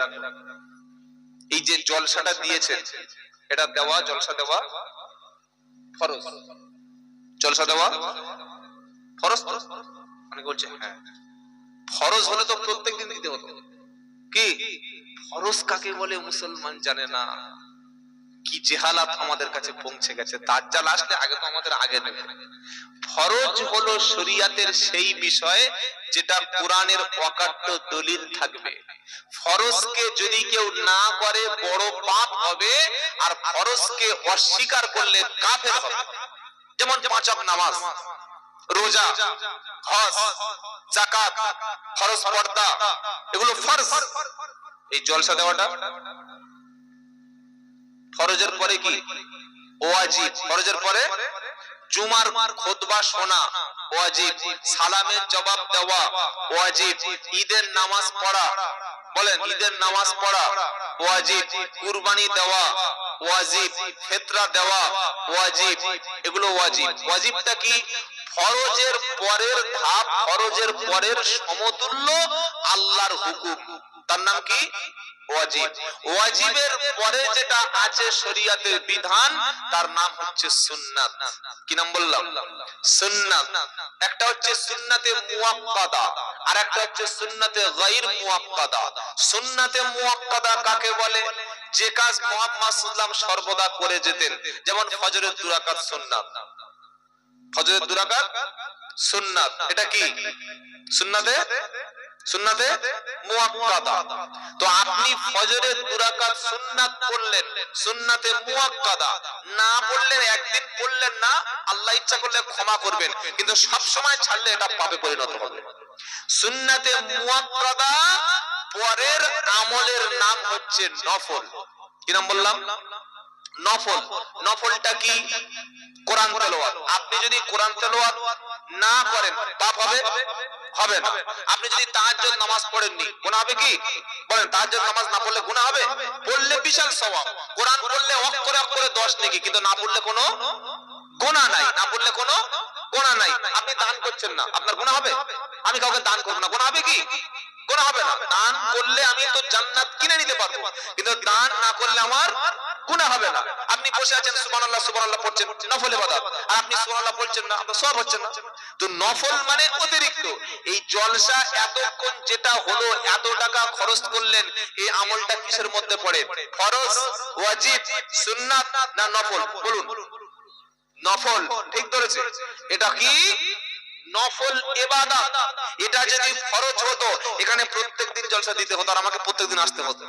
এটা যদি ওয়াজিব হতো, করতেই হতো। এটা যদি সুন্নাত হতো, এর ধারাবাহিকতা চালু থাকতো। তাহলে এটা ফরজ না, ওয়াজিব না, সুন্নাত না, নফল। জলসা দিলে সওয়াব, শুনলে মানলে সওয়াব, না দিলে একটাও গুনাহ নাই। এবার বলুন, যে ঘরটার সামনে, যার পাশে আমরা বসে আছি, 45, 50, 60 জন যে আপনাদের বাচ্চা কোরআন শিখছে, আপনাদের সম্মানিত ওস্তাদ ইমাম সাহেব শিখিয়ে চলে গেছেন। এই ছোট্ট ছোট্ট সোনার মানিক যারা আমাদের মুসলমানের ছেলে, যারা আমাদের বাড়িতে জন্ম নিয়েছে, যাদেরকে আল্লাহ রাসূল চিনিয়ে দেওয়া, যাদের নামাজটা শিক্ষা দেওয়া, যাদের কোরআন শিক্ষা দেওয়া, যাদের হালাল হারাম চিনিয়ে দেওয়া, এই যে কোরআনের শিক্ষার যে মক্তব আর কোরআন শিক্ষা বাচ্চাকে দেওয়া, এটা সুন্নাত না ফরজ? কোনটা বলুন, বলেন। সারা জীবন সন্ধ্যা থেকে তাকবীর দিয়ে ফাটিয়ে দিচ্ছিল, এবার উত্তর দিন। কোরআন শিক্ষা দেওয়া, ইলম শিক্ষা করা ফরজ, ইলম শিক্ষা করা ফরজ। তলাবুল ইলমি ফরিজা। আল্লাহর নবী বলেন, প্রত্যেকটি মুসলমান পুরুষ আর মুসলমান নারীর ইলম শেখা, ঈমান শেখা, কোরআন শিক্ষা করা, এটা কি ছিল? এটা ফরজ ছিল। তাই অনেক টাকা খরচ আপনারা করেছেন। ছোট ছোট শরীয়তের বিষয় নিয়ে মারামারি করবেন না। জলসা নিয়ে পাড়ায় ভাগ হয়ে যাচ্ছে। নবী দিবস নিয়ে এরা বলছে অমুক বক্তা আনবো, ওরা বলছে অমুক বক্তা আনবো, ইনি ভাগ হচ্ছে কি হয় না? ঈদের নামাজ নিয়ে মুসলমান মারামারি করে আর জুমার দিন নামাজ কাজা করে। শবে বরাতের নামাজ পড়বে কি পড়বে না তাই নিয়ে মারামারি লেগে আছে, জোহরের নামাজ কাজা। এরা কারা রে ভাই?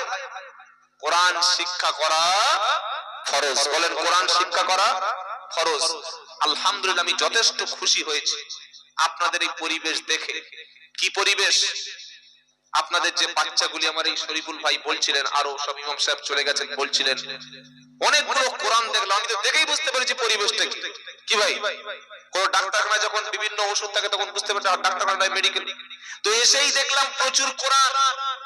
তার মানে এখানে কোরআনের চর্চা হয়। আর যেখানে কোরআন শিক্ষা হয়, কোরআন শেখানো হয়, ওই জায়গাটা হচ্ছে পৃথিবীর শ্রেষ্ঠ জায়গা। বলুন সুবহানাল্লাহ। যাদের ছেলে, যাদের মেয়ে এই মক্তবে মাদ্রাসায় পড়ে, কোরআন শিখছে, আল্লাহর কসম করে বলছি আমি, আব্দুল্লাহ জুবাইর, কিয়ামতের দিন আপনার ভালো আমল ছিল না, নামাজ ছিল, রোজা ছিল, হজ ছিল, কিন্তু আপনি কোরআন পড়তে পারেন না, আপনি আলিফ কোনটা বা কোনটা কিছু জানেন না। হাসরের ময়দানে আল্লাহর ফেরেশতারা আপনাকে খুঁজবে, খুঁজে খুঁজে আল্লাহর আরশের সামনে সেদিন নিয়ে যাবে। আল্লাহর আরশের সামনে সেদিন, বলেন, সে সামনে সেদিন নিয়ে যাবে। ফেরেশতারা গিয়ে বলছেন, এই এদিকে। তিনি মনে করছে আজকে আমার গুছিয়ে ধলাই হবে। ভয় ভয় বলছি, কি খবর? বলে, এদিকে আয়। বলে, কি হলো বলো? আল্লাহর ফেরেশতারা সেই সময় নূরের একটা টুপি আর নূরের একটা পোশাক বার করে কোটি কোটি কোটি মানুষের সামনে আপনার মাথায় একটা নূরের টুপি আর নূরের একটা পোশাক পরিয়ে দিয়েছেন। জোরে বলুন সুবহানাল্লাহ। রানীহাটির সমস্ত মুসলমান বলছে, আল্লাহ, এই কোন পীর সাহেবের মুরিদ, কি আমল করত, কত তাহাজ্জুদ পড়তো, কত দান করত, কি তাবলীগ জামাত নাকি এ বেরেলি না কি, কোন দলের, এরা আমলটা কি বুঝতে পারছে না। আল্লাহ বলছে, চুপ কর, আমি যা করছি দেখ। ওকে জানিস? ওর ছোট্ট সোনার মানিক ছিল, বাচ্চা ছিল।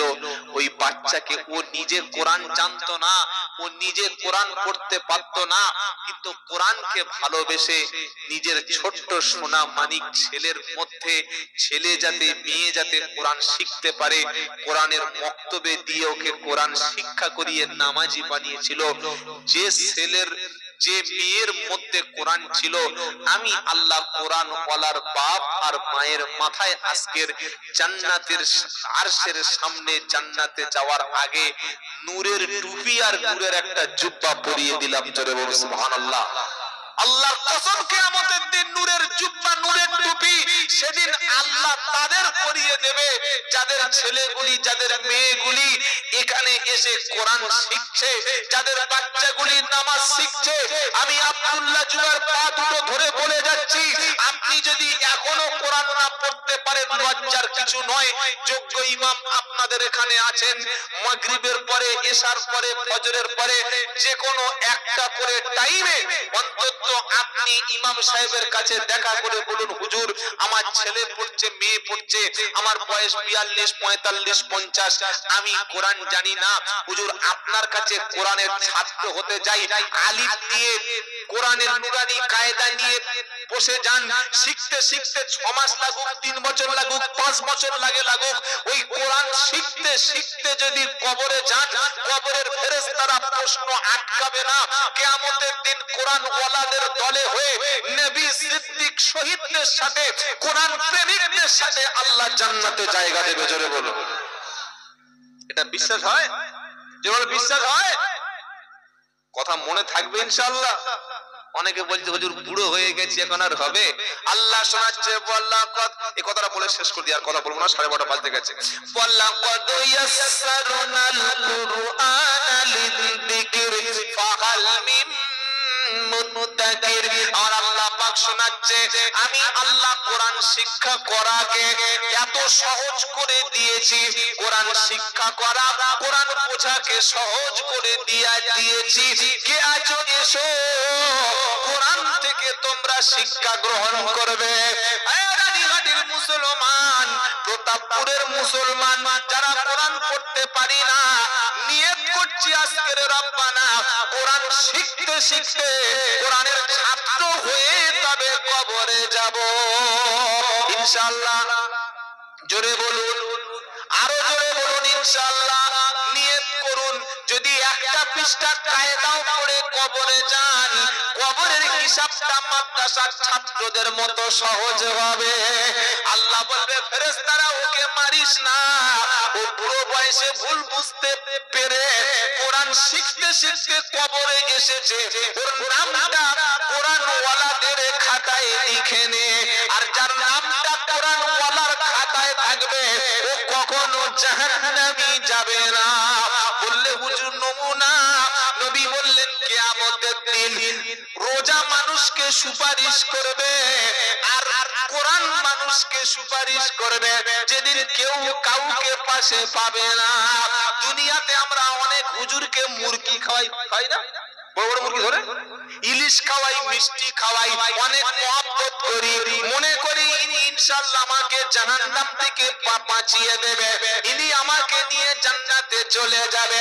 নবী থেকে বলছে, ফাতেমা কবরে নবী তোমাকে কোনো কাজে লাগবে না, তোমার আব্বা কিয়ামতে তোমার কোনো উপকারে আসবে না যদি আমল তোমার খারাপ থাকে। ফাতেমা নিজের আমল তুমি ঠিক করো মা। তোমার স্বামী হযরত আলী কিয়ামতে তোমার ঈমান না থাকলে কোনো কাজে লাগবে না। বাবাজিরা, আল্লাহ ওয়ালা ভাইরা, আমার নবী বলছে কোরআন তোমার পাশে দাঁড়াবে, কোরআন তোমার পাশে দাঁড়াবে। আর তুমি যে রোজা করেছিলে, রোজাও তোমার পাশে দাঁড়াবে। রোজা বলবে, আল্লাহ দিনের বেলা না খেয়ে আমাকে রোজা করেছিল, কোরআন বলবে রব্বানা। রাত্রে বেলা কোরআন না পড়ে কখনো ঘুমাতো না, যে দিনে রোজা করে রাত্রে কোরআন পড়েছে এমন ব্যক্তি জাহান্নামে যাবে না। আল্লাহ রোজাদার কোরআন ওয়ালা ব্যক্তিকে জান্নাত দেবে। নারায়ে তাকবীর। এগুলো তো বিলুপ্ত হয়, সুবহানাল্লাহ বলবেন না? সত্য যখন আসে সেখানে মিথ্যা থাকে না, আলো যখন আসে সেখানে অন্ধকার আর থাকে না। সবাই যখন শিক্ষিত হবে মূর্খতা আর থাকবে না। সবাই যখন নামাজি হবে বেনামাজি আর পাওয়া যাবে না। আমি এবছর এই ডিসেম্বরের শুরুতে একটা প্রোগ্রাম করলাম আমাদের 24 পরগনায়, থানাটার বলবো না, 24 পরগনা জেলায়, এতটুকু শুনে রাখবেন। তো সেই জলসায় গিয়ে দেখলাম কয়েকশো মানুষ, আর জলসার নাম করে নারী আর পুরুষের হারাম অবৈধ মেলা লাগিয়েছে। তো সেজা পোশাক আর সেজা ড্রেস আমি ভাষায় বলতে পারবো না। আমি জলসা কমিটি একজনকে বললাম যে ভাই, আপনারা জলসা দিয়েছেন খুব ভালো, কোরআনের মজলিস করেছেন ভালো কথা, কিন্তু এই মেলা লাগিয়েছেন, এগুলো কি অবস্থা করেছেন, এদেরকে আল্লাহ কবে হেদায়েত করবে? তখন আমাকে একটা উত্তর দিচ্ছে কি জানেন, বলছে হুজুর সকলে যদি হেদায়েত হয় তো তখন তো আর জলসা লাগবে না। ও তো চালাক মাল একবার বাবু, কি সবাই যদি নামাজ পড়ে আর জলসা লাগবে?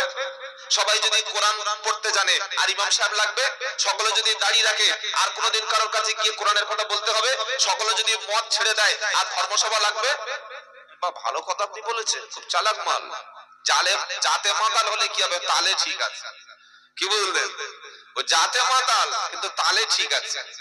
তো সত্য যখন আসে মিথ্যা তখন আর থাকে না। আলো যখন জ্বলে যায় অন্ধকার তখন পালিয়ে যায়। কোরআন হচ্ছে সত্য কিতাব, বলুন সুবহানাল্লাহ। এটা সত্য কিতাব না হলে 1442 বছরের একটা পুরাতন কিতাব এখনো পর্যন্ত টিকে আছে, এবং আল্লাহ বলছেন কিয়ামত পর্যন্ত কোরআন আমি টিকিয়ে রাখবো। ইন্না নাহনু নাযালনা যিকরা ওয়া ইন্না লাহু লাহাফিজুন। 14 পারা প্রথম পৃষ্ঠা 6 নম্বর লাইনের 9 নম্বর আয়াত সূরা হিজর। আল্লাহ বলছেন নিশ্চয়ই কোরআন পাঠিয়েছি, নাজিল করেছি আমি আল্লাহ, আর হেফাজতের দায়িত্ব স্বয়ং আমি আল্লাহ নিয়ে নিয়েছি। কোরআনকে কেউ নষ্ট করতে পারবে না, কেউ পারবে না। আজকের মাদ্রাসাকে বলা হচ্ছে সন্ত্রাসীরা পড়ে।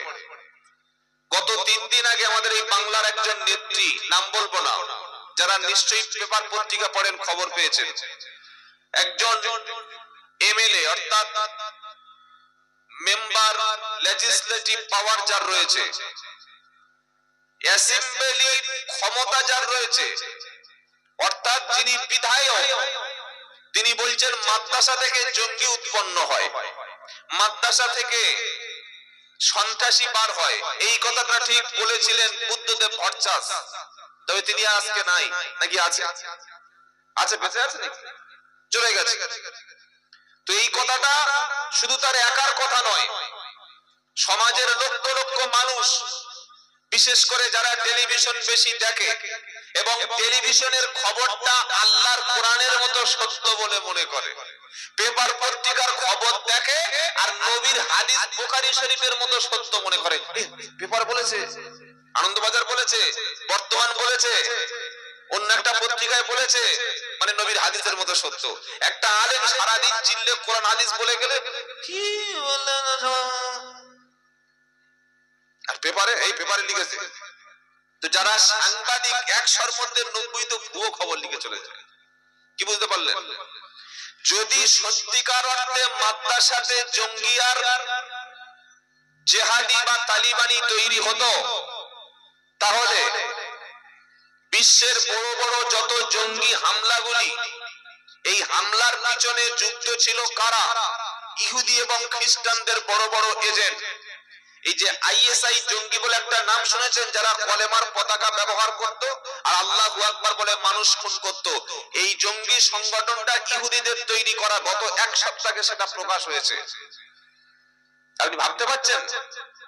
সুতরাং এই ভারতবর্ষের স্বাধীনতা আন্দোলন শুরু হয়েছিল দারুল উলুম দেওবন্দ প্রতিষ্ঠার পর থেকে। ওলামায়ে দেওবন্দের নেতৃত্বে এবং সমস্ত মুসলমান হিন্দুদের নেতৃত্বে যে আন্দোলন শুরু হয়েছিল মাদ্রাসা থেকে ইংরেজদের বিরুদ্ধে, সেই আন্দোলন মাদ্রাসা থেকে এমন ভাবে শুরু হলো, ইংরেজরা তারা দেশকে ত্যাগ করতে বাধ্য করলো এই আলেম ওলামার মুসলমান আর মৌলবীরা, বলুন সুবহানাল্লাহ। সুতরাং ইংরেজরা চলে গেছে, তাদের রেখে যাওয়া কিছু অবৈধ সন্তান আজও বেঁচে আছে, তারা আমাদেরকে বলে এরা হচ্ছে জঙ্গি। একজন মুসলমান জঙ্গি হওয়া দূরের কথা, একটা মুসলমান যদি কোন একটা প্রাণীকে বিনা কারণে হত্যা করে আল্লাহর কাছে জবাবদিহি করতে হবে।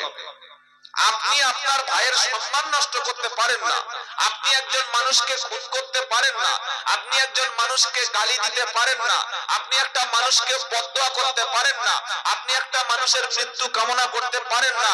এর নাম হলো ইসলাম। বলুন সুবহানাল্লাহ। তাহলে কোরআন হচ্ছে সত্য। এবার চলুন কোরআনের পুরাতন ঘর ঠিকানাটা জেনে নিই। কি ভাই আমাদের মাঝে মাঝে জায়গা পাল্টে যায় না? আগে এখানে একটা ঘর ছিল, পরে ওখানে চলে গেল, যাই না? যেমন আল্লাহর নবীর জন্ম কোথায় বলেন, তাড়াতাড়ি বলেন। মক্কা শরীফে। নবী ইন্তেকাল করেছেন, মারা গেছেন কোন জায়গায়? মদিনা শরীফে। নবীর মাজার মুবারক কোন জায়গা? মদিনা। জন্ম কোথায়? মক্কা শরীফ। আর ইন্তেকাল হলো মদিনা শরীফ। তাহলে আল্লাহর নবীর জন্ম মক্কায়, ইন্তেকাল মদিনা শরীফ।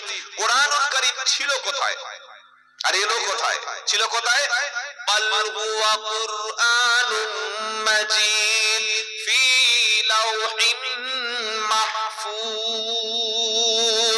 আল্লাহ পাক শোনাচ্ছে, বরং এই মহামান্বিত সম্মানিত কিতাব, যে কিতাব মানে বাচ্চা ছেলের সিনায় মুখস্থ আছে, ছোট ছোট বাচ্চাদের ব্রেনে কোরআনটা মেমোরাইজ করা আছে।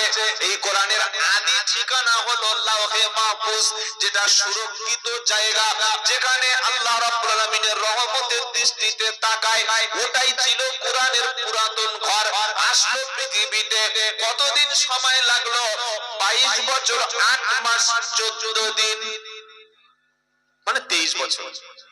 কতদিন কোরআন পৃথিবীতে নামলো? 23 বছর ধরে অল্প অল্প অল্প অল্প করে, যেখানে যতটুকু প্রয়োজন সেখানেই ততটুকু কোরআন আসলো। বলুন সুবহানাল্লাহ। এবং কোরআন আসলো কেন পৃথিবীতে? আসার উদ্দেশ্যটা কি? কোরআন শোনাচ্ছে আলিফ লাম রা কিতাবুন আনজালনাহু ইলাইকা লিতুখরিজান নাসা মিনাজ-যুলুমাতি ইলান নূর। 13 পারা সূরা ইব্রাহিমের প্রথম নম্বর আয়াতে আল্লাহ পাক বলছেন, নবী কিতাব এই জন্য দিয়েছি, কোরআন এই জন্য আপনার উপরে পাঠিয়েছি, সুদখোর, বেনামাজি, ঘুষখোর, মুশরিক, অশিক্ষিত, মূর্খ, মাতাল, জেনাখোর, হারামখোর, দুনম্বরী, চিটিংবাজি, সমাজ বিরোধী সমস্ত অন্ধকার থেকে মানুষগুলোকে আলোর দিকে আনবে, জ্ঞানের দিকে আনবে, শিক্ষার দিকে আনবে, সচেতনতার দিকে আনবে, ভালোর দিকে ডাকবে। এই ভালো, সত্য, ন্যায়, ইনসাফ, ইসলাম, নূরের দিকে আসার জন্য আমি আল্লাহ কোরআন পাঠালাম। আর আমরা ওটা কি করি? থাক উপরে থাক, আসছে বছর আবার হবে, তাই তো? আরে পড়ে না, খালি চুমু খায়। এরা কারা যারা চুমু খায় আর পড়ে না? পৃথিবীতে একটা বইয়ের নাম বলুন যে বইটা লোক চুমু খেয়ে রেখে দেয়, পড়ে না। কোরআন। আপনি একটা বাংলা বই যদি হাতে পান, একটা ইংলিশ হাতে পান, একটা সায়েন্সের বই হাতে পান, একটা হিস্ট্রি কোন বই আপনার হাতে পড়ে, আপনি চুমু খেয়ে রেখে দেন, তাই তো নাকি? কথা বলেন না। আরে ভাই, আপনারা গাড়ি জীবনে কোনোদিন এরকম গাড়ি দেখেননি নাকি? আমাকে এটা বলতে হবে যে আপনারা আমার দিকে তাকান। বক্তব্য সময় মাইন্ড যদি অন্যদিকে ডাইভার্ট হয়ে যায়, ও বক্তব্য মাথা থেকে সব বাইরে চলে যাবে। আর আমি যে কথাগুলো বলছি এটা আমার মুখস্থ বিদ্যা না, গবেষণা করা, স্টাডি করা, পড়াশোনা করা। একটা বক্তব্য করতে গেলে মিনিমাম 8-10 ঘন্টা পড়তে হয়, তবেই কিছু আল্লাহ বলার তৌফিক দেয়। পরিবেশ যদি সাপোর্ট দেয়, অনুকূল থাকে, তবে আল্লাহ কিছু কথা বলায়। আপনারা যদি এরকম ঝিমিয়ে যান, কেউ এরকম দেখছে, কেউ দাড়ি চুলকুচ্ছে, কোথায় বার হবে? তো আল্লাহ আমার মুখ দিয়ে তো কিছু কোরআন বার করে দিচ্ছে, নাকি আমি গল্প করছি বলে মনে হচ্ছে? আল্লাহ যেগুলো বলাচ্ছে আল্লাহর কথা, এটা আমার বলার কোনো ক্ষমতা নাই। আল্লাহি, আল্লাহর কসম করে বলছি, আমি এখানে যে বসেছি, আবার যদি যেগুলো বলতে বলেন একটাও বলতে পারবো না। হয়তো বলবো দুটো একটা, কিন্তু ঘুরিয়ে যাবে কথা। আল্লাহ যতটুকু তৌফিক দিচ্ছে সেটুকু বলছি, আল্লাহ যেটুকু আমানত দিয়েছে সেটুকু বলছি। কোন কথা কখন মুখ দিয়ে বার হয়ে যাবে সেটা হয়তো ওই কথার জন্য আমি হেদায়েত হয়ে যাব, আপনি হয়তো হেদায়েত হয়ে জান্নাতি হয়ে যাবেন। বলুন সুবহানাল্লাহ। এজন্য কোরআন যখন আলোচনা হয় কিছু আদব শিখে রাখুন। সারা জীবন জলসা দিয়েছেন, সারা জীবন দেবেন। আর আমি হচ্ছে সেই লোক, একবার যেখানে যাই ভুল করে সেখানে আর দ্বিতীয়বার কেউ নিয়ে যায় না। খুব ঝামেলার লোক আমি। এমনি লোকটা দেখতে খুব ভালো নয়, কাজেও খুব একটা ভালো নয়। কোরআন হচ্ছে সেই কিতাব, যখন কোরআন তেলাওয়াত হবে, আপনি যদি দর্শক হন, আপনি যদি কোরআনের গ্যালারিতে থাকেন, আপনি যদি কোরআন শ্রবণ করতে আসেন, আপনি যদি কোরআন শুনতে আসেন, আপনার উপর একটা ডিউটি আছে। কি ডিউটি? 9 নম্বর পারা, 15 নম্বর পৃষ্ঠা, 12 নম্বর লাইন, 204 নম্বর আয়াত, সূরা আরাফ। আল্লাহ বলছেন, ওয়া ইদা কুরিআল কুরআন ফাসতামিউ লাহু ওয়া আনসিতু লাআল্লাকুম তুরহামুন। যখন কোরআনুল কারীম তেলাওয়াত হবে, কেউ যখন কোরআন পড়বে, তখন তোমাদের উপরে দুটো নৈতিক দায়িত্ব। এক নম্বর হলো ফাসতামিউ লাহু, তখন তোমরা শুনবে। কি করবে? শুনবে। কেমন করে শুনবে? শোনার অনেক ভাব আছে, শুনছে আর অন্যদিকে মন আছে, শুনছে আর কথা বলছে, শুনছে আর গল্প করছে, হয় না এরকম? জুমার দিন খুতবা দিচ্ছে ইমাম সাহেব, পাশে পিছনে দুই বেঈ জিজ্ঞাসা করছে, ভাই তোমার নামটা কি এসআইআর এ এসেছে নাকি হেয়ারিং এ ডাক করেছে? আমার তো ডেকেছে, তোমার ডেকেছে? এদিকে খুতবা চলছে। ভাই শুনেন আপনারা, ওদিকে ইমাম খুতবা দিচ্ছে আর এখানে হেয়ারিং চলছে। ফেরেশতা বলছে কবরে আয়, আসলে হেয়ারিং করে দেবো, চলে চলে আয়। খুতবার সময় জিকির করা, নামাজ পড়া, তাসবিহ পড়া, সালাম দেওয়া, দরুদ পড়া, কোরআন পড়া, সুবহানাল্লাহ বলা, আলহামদুলিল্লাহ বলা, নামাজের মতো শ্রেষ্ঠ ইবাদত খুতবার সময় হারাম। তো সেখানে কথা বলছো কোন লজ্জা বসে বসে? এই কমন সেন্স টুকু মুসলমানের নাই। জুমার দিন 2 রাকাত নামাজ পড়তে গেছে, খুতবা হাফ হয়ে গেছে, ঢুকেছে, আর সালাম দেবে বলে কখন বসেছে, কখন সালাম দেবে, কখন পালাবো। মানে মসজিদ মানে জেলখানা, ঢুকলে কখন বার হবে, কখন জামিন হবে। গল্পের আড্ডায় 3 ঘন্টা, আইপিএল খেলায় 4 ঘন্টা, একটা সিরিয়াল দেখবে 3 ঘন্টা, কোন একটা বাজে অনুষ্ঠানে 4 ঘন্টা, পেশাব চেপে ধরে রেখেছে তাও ওঠে না। কেন? এই সিনটা এক্ষুনি চলে যাবে, সেখানে বসে সময় দিচ্ছে। আর খুতবা 10 মিনিট, খুতবায় ঘুমিয়ে উল্টে পড়ে গাল থেকে লাল চলছে। পাশের লোক বলছে ওযু করে, ফেটে দেবো। কিসের ওযু? বলে তুমি তো ঘুমিয়ে পড়ে গেছো। আমি ঘুমোই? এদিকে বলছে এদিকে রসগোল্লার রস হতে, আমি ঘুমোই? পাগলা কথা কয়। ঘুমিয়ে পড়ে গেলে ওযু থাকে?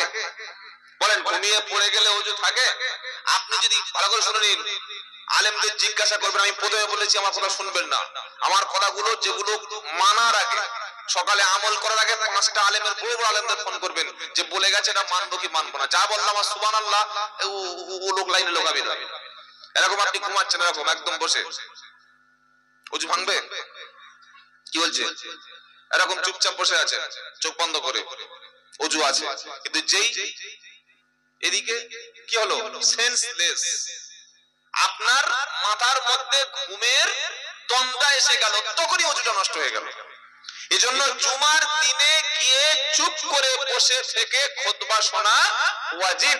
আগে গেলেন, চুপ করলেন, দরুদ পড়লেন, নামাজ পড়ে বার হয়ে চলে আসলেন, একটা উট শুক্রবার কুরবানি করে উটের মাংস মসজিদের সামনে ডিস্ট্রিবিউট করে দিলে যে সওয়াব হয়, জুমার দিন আগে গিয়ে সুন্নাত নামাজ পড়ে চুপ করে খুতবা শুনে শেষে নামাজ পড়ে চলে আসলে উট কুরবানির সওয়াব হয়।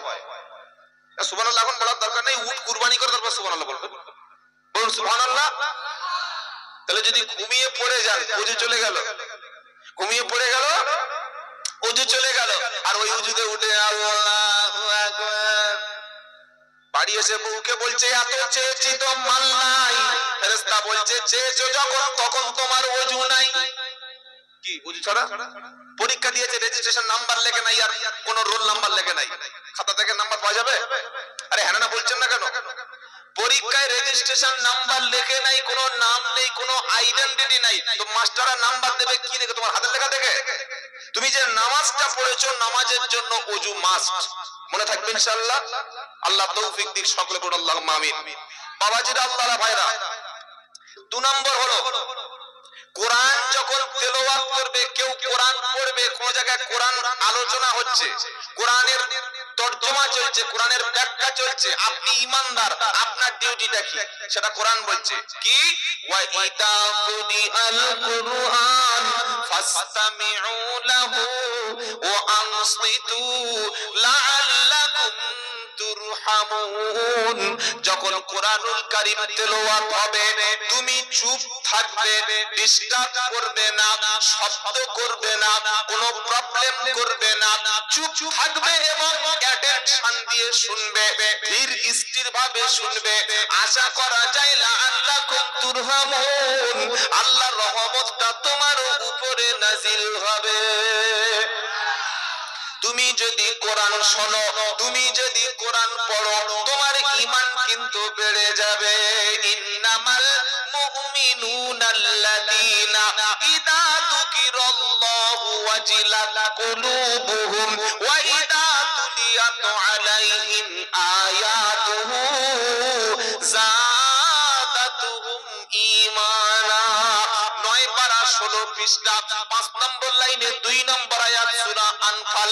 আল্লাহ বলছেন আমার শুধু খাঁটি মুমিন বান্দা হলো তারা, তাদের সামনে আমার নাম উচ্চারণ হলে অন্তরের মধ্যে ভয়ে কাঁপে যারা, আর তাদের সামনে যখন কোরআন পড়া হয়, তারা যখন কোরআন পড়ে, কোরআন তেলাওয়াত করে, ওদের ঈমানটা আমি আল্লাহ আমার উপরে বেড়ে যায়।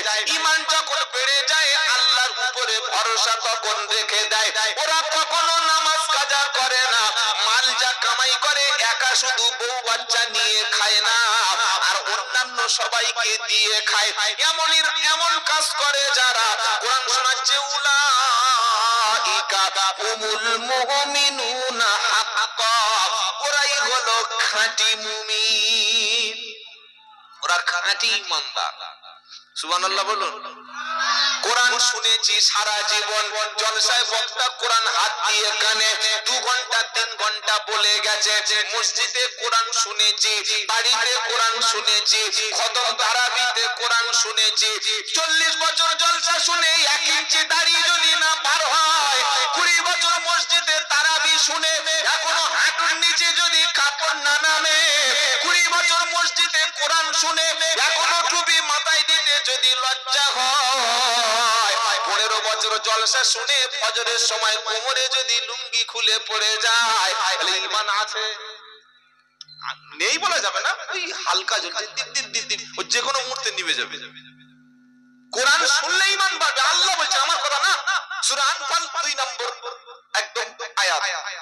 কোরআন শুনলে, কোরআন পড়লে ঈমানদারের ঈমান আল্লাহর উপরে অটোমেটিক বাড়বে। সুবহানাল্লাহ বলেন। আর যার দিলে ঈমান আছে না, ওই ঈমানদার কোরআন শুনলে চোখ থেকে পানি পড়বে। কি বলছেন? কোরআন কোথায় আছে? ওয়া ইদা সামিউ মা উনজিলা ইলার রাসূলি তারা আইউনাহুম তাফিদু মিনাদ দামই মিম্মা আরাফু মিনাল হাক্কি ইয়াকুলুনা রাব্বানা আমান্না ফাকতুবনা মা'আশ শাহিদিন। 7 পারা 1 পৃষ্ঠা 1 লাইনে 83 নম্বর আয়াত সূরা মাইদা। আল্লাহ বলছেন নবী আপনার উপরে যে কিতাব আমি পাঠিয়েছি, তারা মানে ঈমানদারেরা যখন কোরআন শুনবে, নবী আপনি দেখতে পাবেন ওই কোরআন শোনার পরে ঈমানদারদের চক্ষুটা পানিতে ভিজে গেছে, কারণ কোরআন শোনার পরে সত্য আল্লাহকে তারা কোরআন শুনেই চিনতে পেরে গেছে। কোরআন শুনেছে, চোখে পানি এসছে, আল্লাহকে চিনতে পেরেছে। এবার বলছে কি, ইয়াকুলুনা রাব্বানা আমান্না ফাকতুবনা মা'আশ শাহিদিন।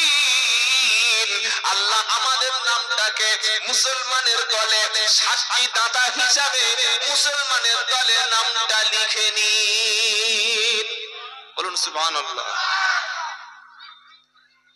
আল্লাহর নবীর 4000-এর বেশি মুজিজা ছিল।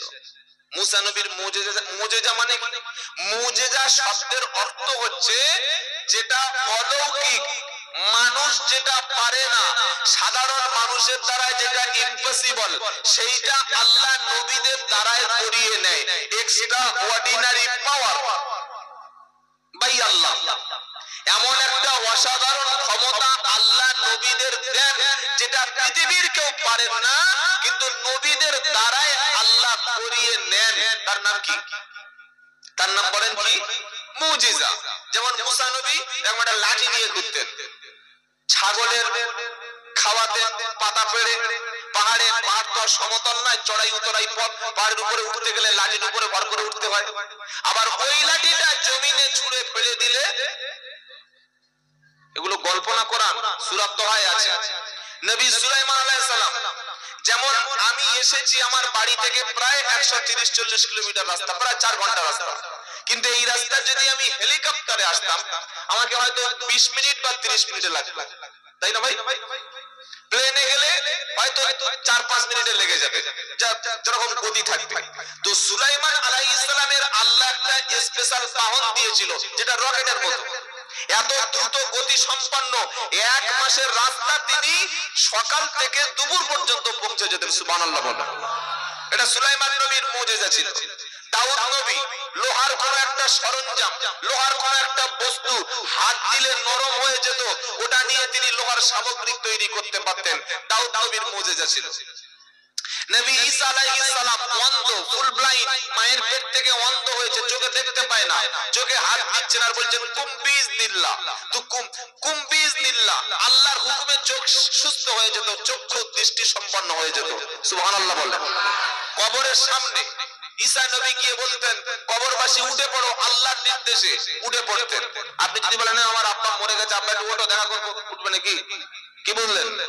এই যে নবী যাদের মুজিজা ছিল, নবী চলে গেছেন, মুজিজা শেষ হয়ে গেছে। আল্লাহর নবীর 4000-এর বেশি মুজিজা ছিল। সুবহানাল্লাহ বলে। নবী ইন্তেকাল করে কবরে চলে গেছে।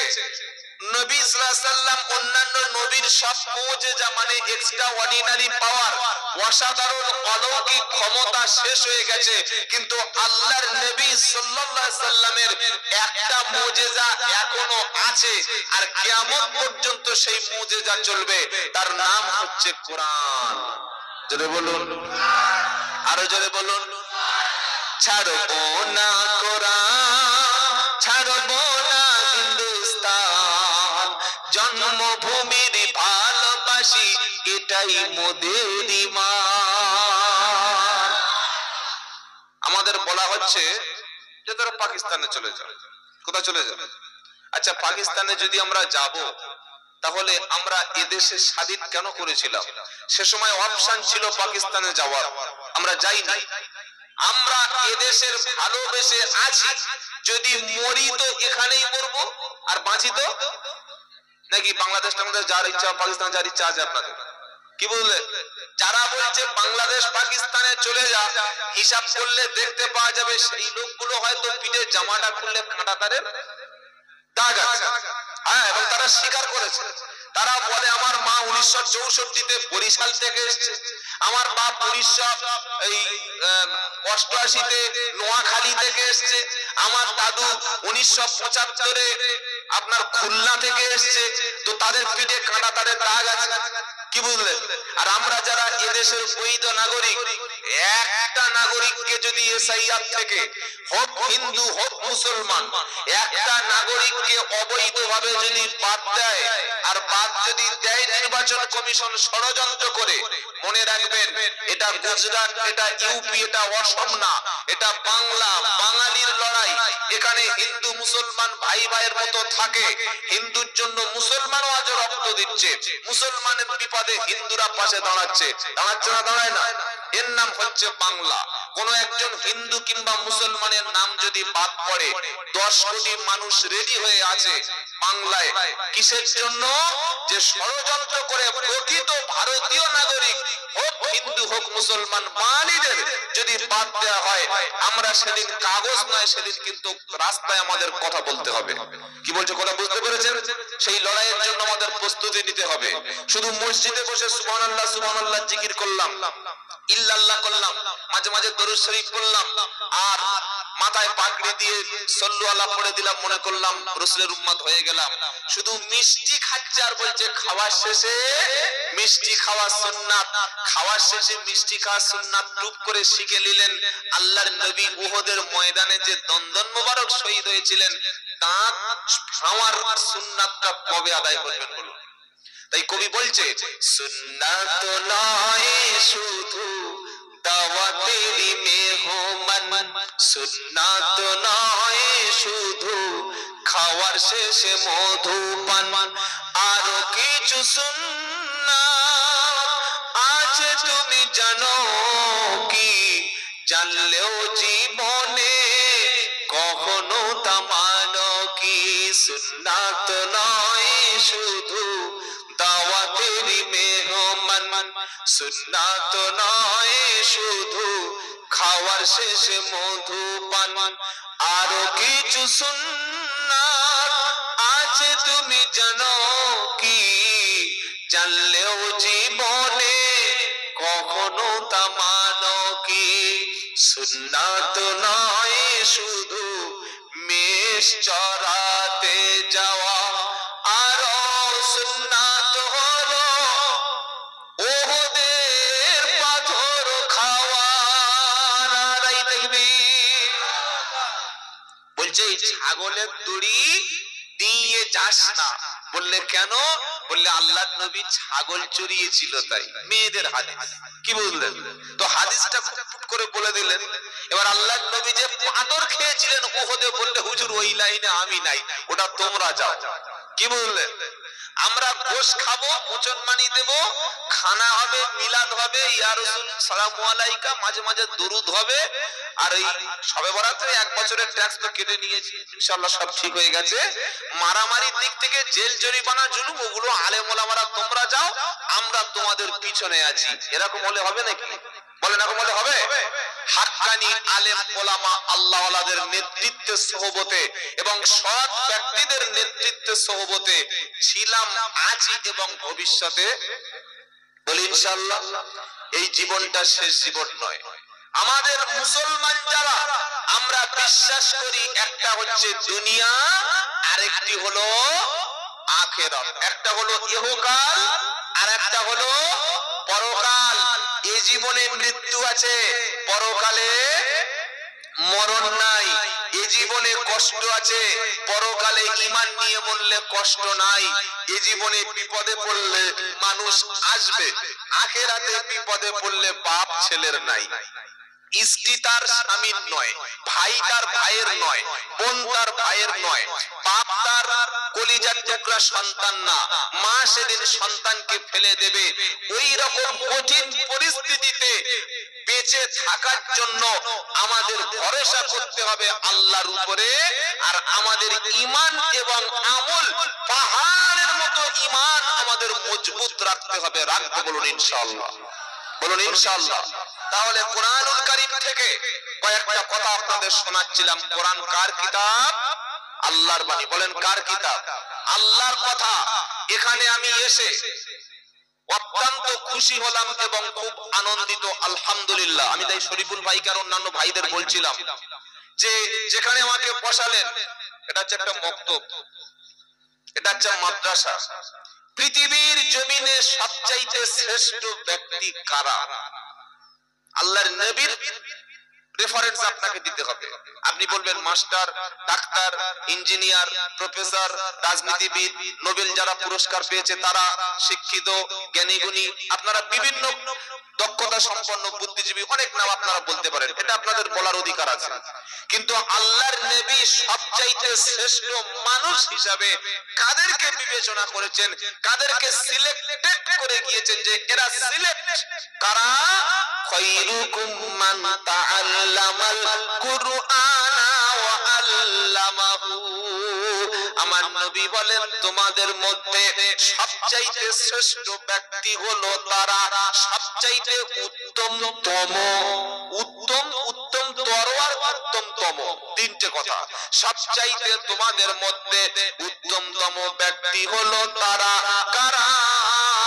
নিজে কোরআন শেখে যারা, অপরকে কোরআন শিক্ষা দেয় যারা, সবচাইতে শ্রেষ্ঠ মানুষ হলো তারা। একটু জোরে বলুন। শ্রেষ্ঠ মানুষ কারা? কোরআন শিখছে যারা, অপরকে শিক্ষা দেয় যারা। বলে হুজুর নমুনা, আল্লাহর নবী মদিনায় গেলেন, কি একটা মসজিদ তৈরি করলেন। মসজিদে কিন্তু টাইলস ছিল না, মসজিদে এসি ছিল না, নবীর মসজিদে পাথর ছিল না, মসজিদে সুন্দর ডেকোরেটর ছিল না, তলায় বিশাল গালিচা বিছানো ছিল না, মসজিদে কোন রকমের বড় বড় স্লাইডিং ছিল না, মসজিদের খুঁটিগুলো ছিল খেজুরের ডাল দিয়ে তৈরি, উপরে ছাউনি ছিল খেজুর পাতা, নিচে খেজুর গাছের চেটাই, আর সেজদা দিলে সাহাবা এবং নবীদের কপালে বালি লেগে যেত। ঘর ছিল পুড়ে, ঘর ছিল একেবারে জরাজীর্ণ, কিন্তু ওই রকম বিল্ডিং এর মধ্যে আল্লাহর নবী যখন শিক্ষক হলো আর সাহাবারা যখন ছাত্র হলো, সাহাবারা ছাত্র বেনে গেল, বিশ্ব নবী সাল্লাল্লাহু আলাইহি সাল্লাম শিক্ষক হলেন। কোরআন হলো তাদের সিলেবাসের কিতাব। সিলেবাসের দুটো কিতাব ছিল, একটা হলো কোরআন আর একটা হলো হাদিস। বলেন, একটা হলো কোরআন আর একটা হচ্ছে হাদিস। নবীর সিলেবাস ছিল দুটি, একটা হলো কোরআন আর একটা হলো হাদিস। শিক্ষক হলেন নবী, ছাত্র হলেন সাহাবায়ে কেরাম, আর ইউনিভার্সিটি হলো মদিনার মসজিদ। এমন শিক্ষা শুরু হলো। সাহাবায়ে কেরামরা যারা আগে একটা নারীকে নয় বরং প্রতিদিন খাবারের মতো নারীকে পাল্টে দিত। আমরা যেমন চিপসের প্যাকেট খেয়ে প্যাকেটটা ফেলে দিই, চিপসটা খেয়ে নিই, জল খেয়ে জলের বোতলটাকে ছুঁড়ে ফেলে দিই, ইউজ এন্ড থ্রো। সাহাবায়ে কেরামরা ঈমান আনার আগে নারী ভোগ করত ইউজ এন্ড থ্রো। জীবনে 500-700 নারী যাচ্ছে আর আসছে, কোনো ব্যাপার না।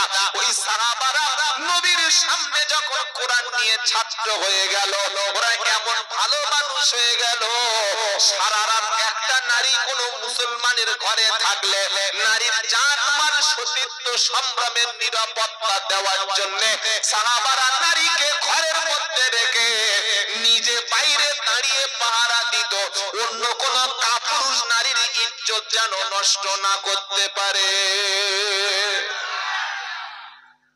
কি তৈরি হলো কোরআন শিখে, কোরআন পড়ে। বলছে হুজুর আমার ছেলে আমার মারছে, তাবিজ আছে। আসল তাবিজের আচ্ছা, তাবিজ যখন মানুষ দেয়, কোন হুজুর বা কোন পীর সাহেব বা যারা দেয়, কোত্থেকে দেয়? কোন বই থেকে? কোরআন থেকে। তো আপনারা বলুন, ওই কোরআন আপনাদের বাড়িতে আছে না নাই? জোরে বলুন, আছে।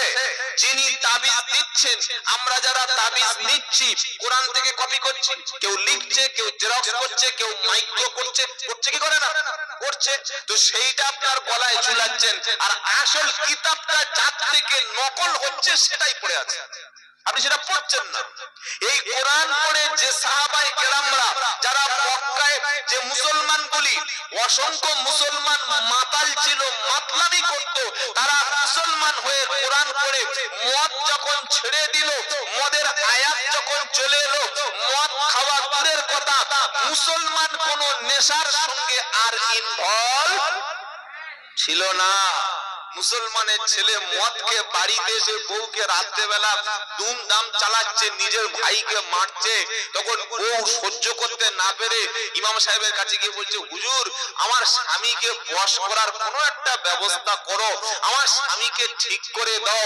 আমি বললাম, আল্লাহর নবীর শরীয়ত 1400 বছর আগে এর বিধান দিয়ে গেছে যে মদকে মাতলামি করলে তার শাস্তি হচ্ছে 80টা চাবুক ওই শয়তানের পাছায় পড়বে। কটা চাবুক পড়বে? চাবুক কে মারবে? ইমাম সাহেব। ইমাম সাহেব চাবুক মারলে ইমাম সাহেব চাবুক মেরে আদায় করে দেবে। চাবুক মারবে কাজী। কাজী মানে কি? Chief justice.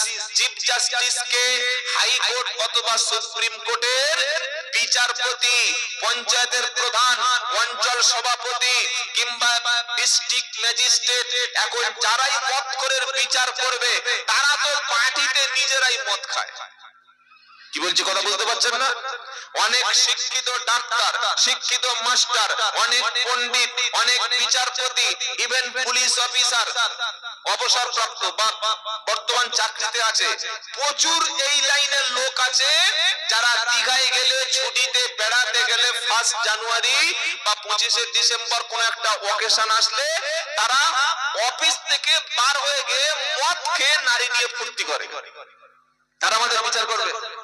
তারা আমাদের বিচার দেবে? তারা মদ খেয়ে বিচার করবে না। ইসলাম ন্যায়, মানবতা, সভ্যতার কথা বলেছে। ইসলাম ন্যায় এবং ইনসাফের কথা বলেছে। একটা ছোট্ট ঘটনা বলছি, এটা খুবই গুরুত্বপূর্ণ, জন্য শুনে রাখুন।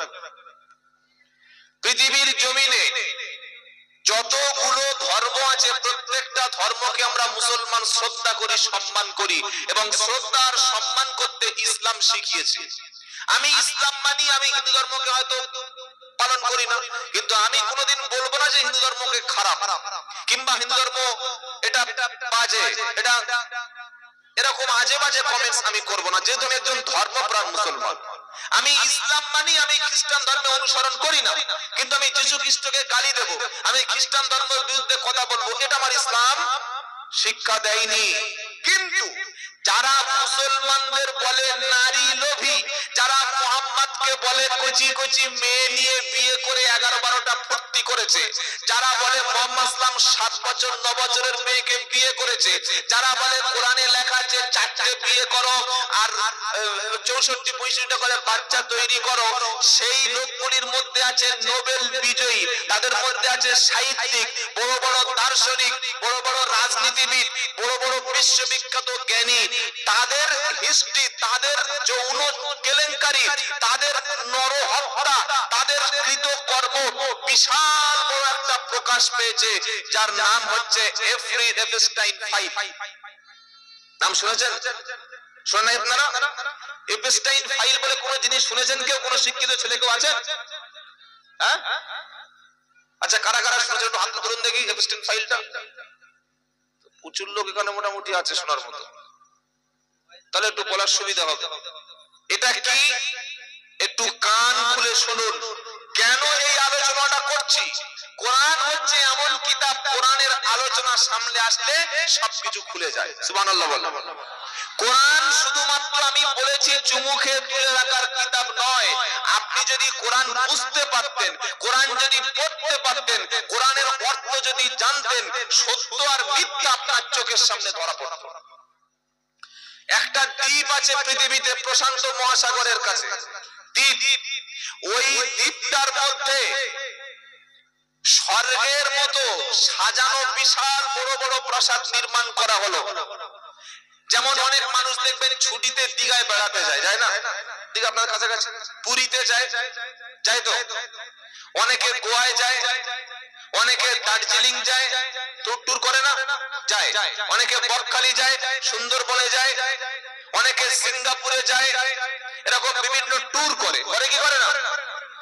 তো এই এপস্টাইন দ্বীপ একটা দ্বীপ ছিল, যেখানে এপস্টাইন বলে একজন ব্যক্তি, সে ছিল ইসরায়েলের একজন গুপ্তচর।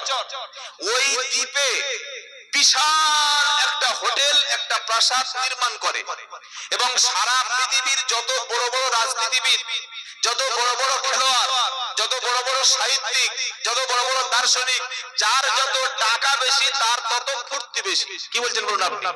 গরিব মানুষের আনন্দ করার সময় হয় না, কিন্তু টাকা যার বেশি, ফুর্তি তার বেশি। যার টাকা আছে সে বাড়িতে একটা বউ, গাড়িতে একটা বউ, রাস্তায় একটা বউ, হোটেলে আর একটা বউ। ও মানে নিজের বউ না, আরে হালাল ভাবে বিয়ে করলে সেটা তো শরীয়ত হালাল। ও অপরের বউকে নিয়ে কাজ চালিয়ে নেয়, তাদের সমাজকেও মানা করে না, ওটা এনজয় করছে। আলেম একটা কোনো কাজ করলে আলেম হয়ে যায় ধর্ষণ, জেনা করছে। শিক্ষিত মানুষ কোন লোকের বউকে নিয়ে এনজয় করলে তখন কি বলে? বলে এনজয় করছে। মাস্টার যদি কোনো মেয়েকে খারাপ কাজ করতে গিয়ে ধরা পড়ে, বলে এনজয় করছে। আর কোন দাড়িওয়ালা টুপিওয়ালা কিছু করলে বললে কি করছে? না, জেনা করছে। কাজ এক, কিন্তু ব্যক্তি বিশেষে নামটা পাল্টে যায়। তো মাস্টার শিক্ষিত জ্ঞানী ব্যক্তি এরা এনজয় করছে। ওই সারা পৃথিবীর বড় বড় কোটিপতি বিলিয়নাররা তারা ওই দ্বীপে গিয়ে মাল খেত, আর ওই দ্বীপের মধ্যে এপস্টাইন নামক ব্যক্তিটা সারা পৃথিবীর ছোট ছোট সুন্দরী সুন্দরী নারীদেরকে বিভিন্ন ভাবে টাকার প্রলোভন দিয়ে পাচার করে সেখানে আনতো। তাদের বয়স কত? 8 বছর, 7 বছর, 5 বছর, 10 বছর। এই তোরা কারা রে? বস বস বস, এখানে বস। এখানে তো ভিড় কেন? এদিকে এদিকে চলে চলে নিচে বস। কথা বুঝতে পারছ না? আরে ওঠ।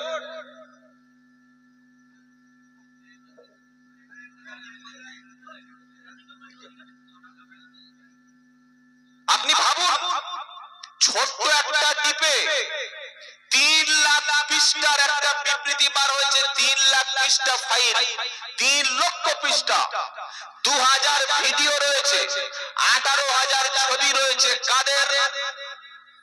যে 10 বছর, 11 বছর, 12 বছরের নারীদেরকে, সারা পৃথিবীর সুন্দরী সুন্দরী নারীদেরকে এনে ওই দ্বীপে আটকে রাখা হতো।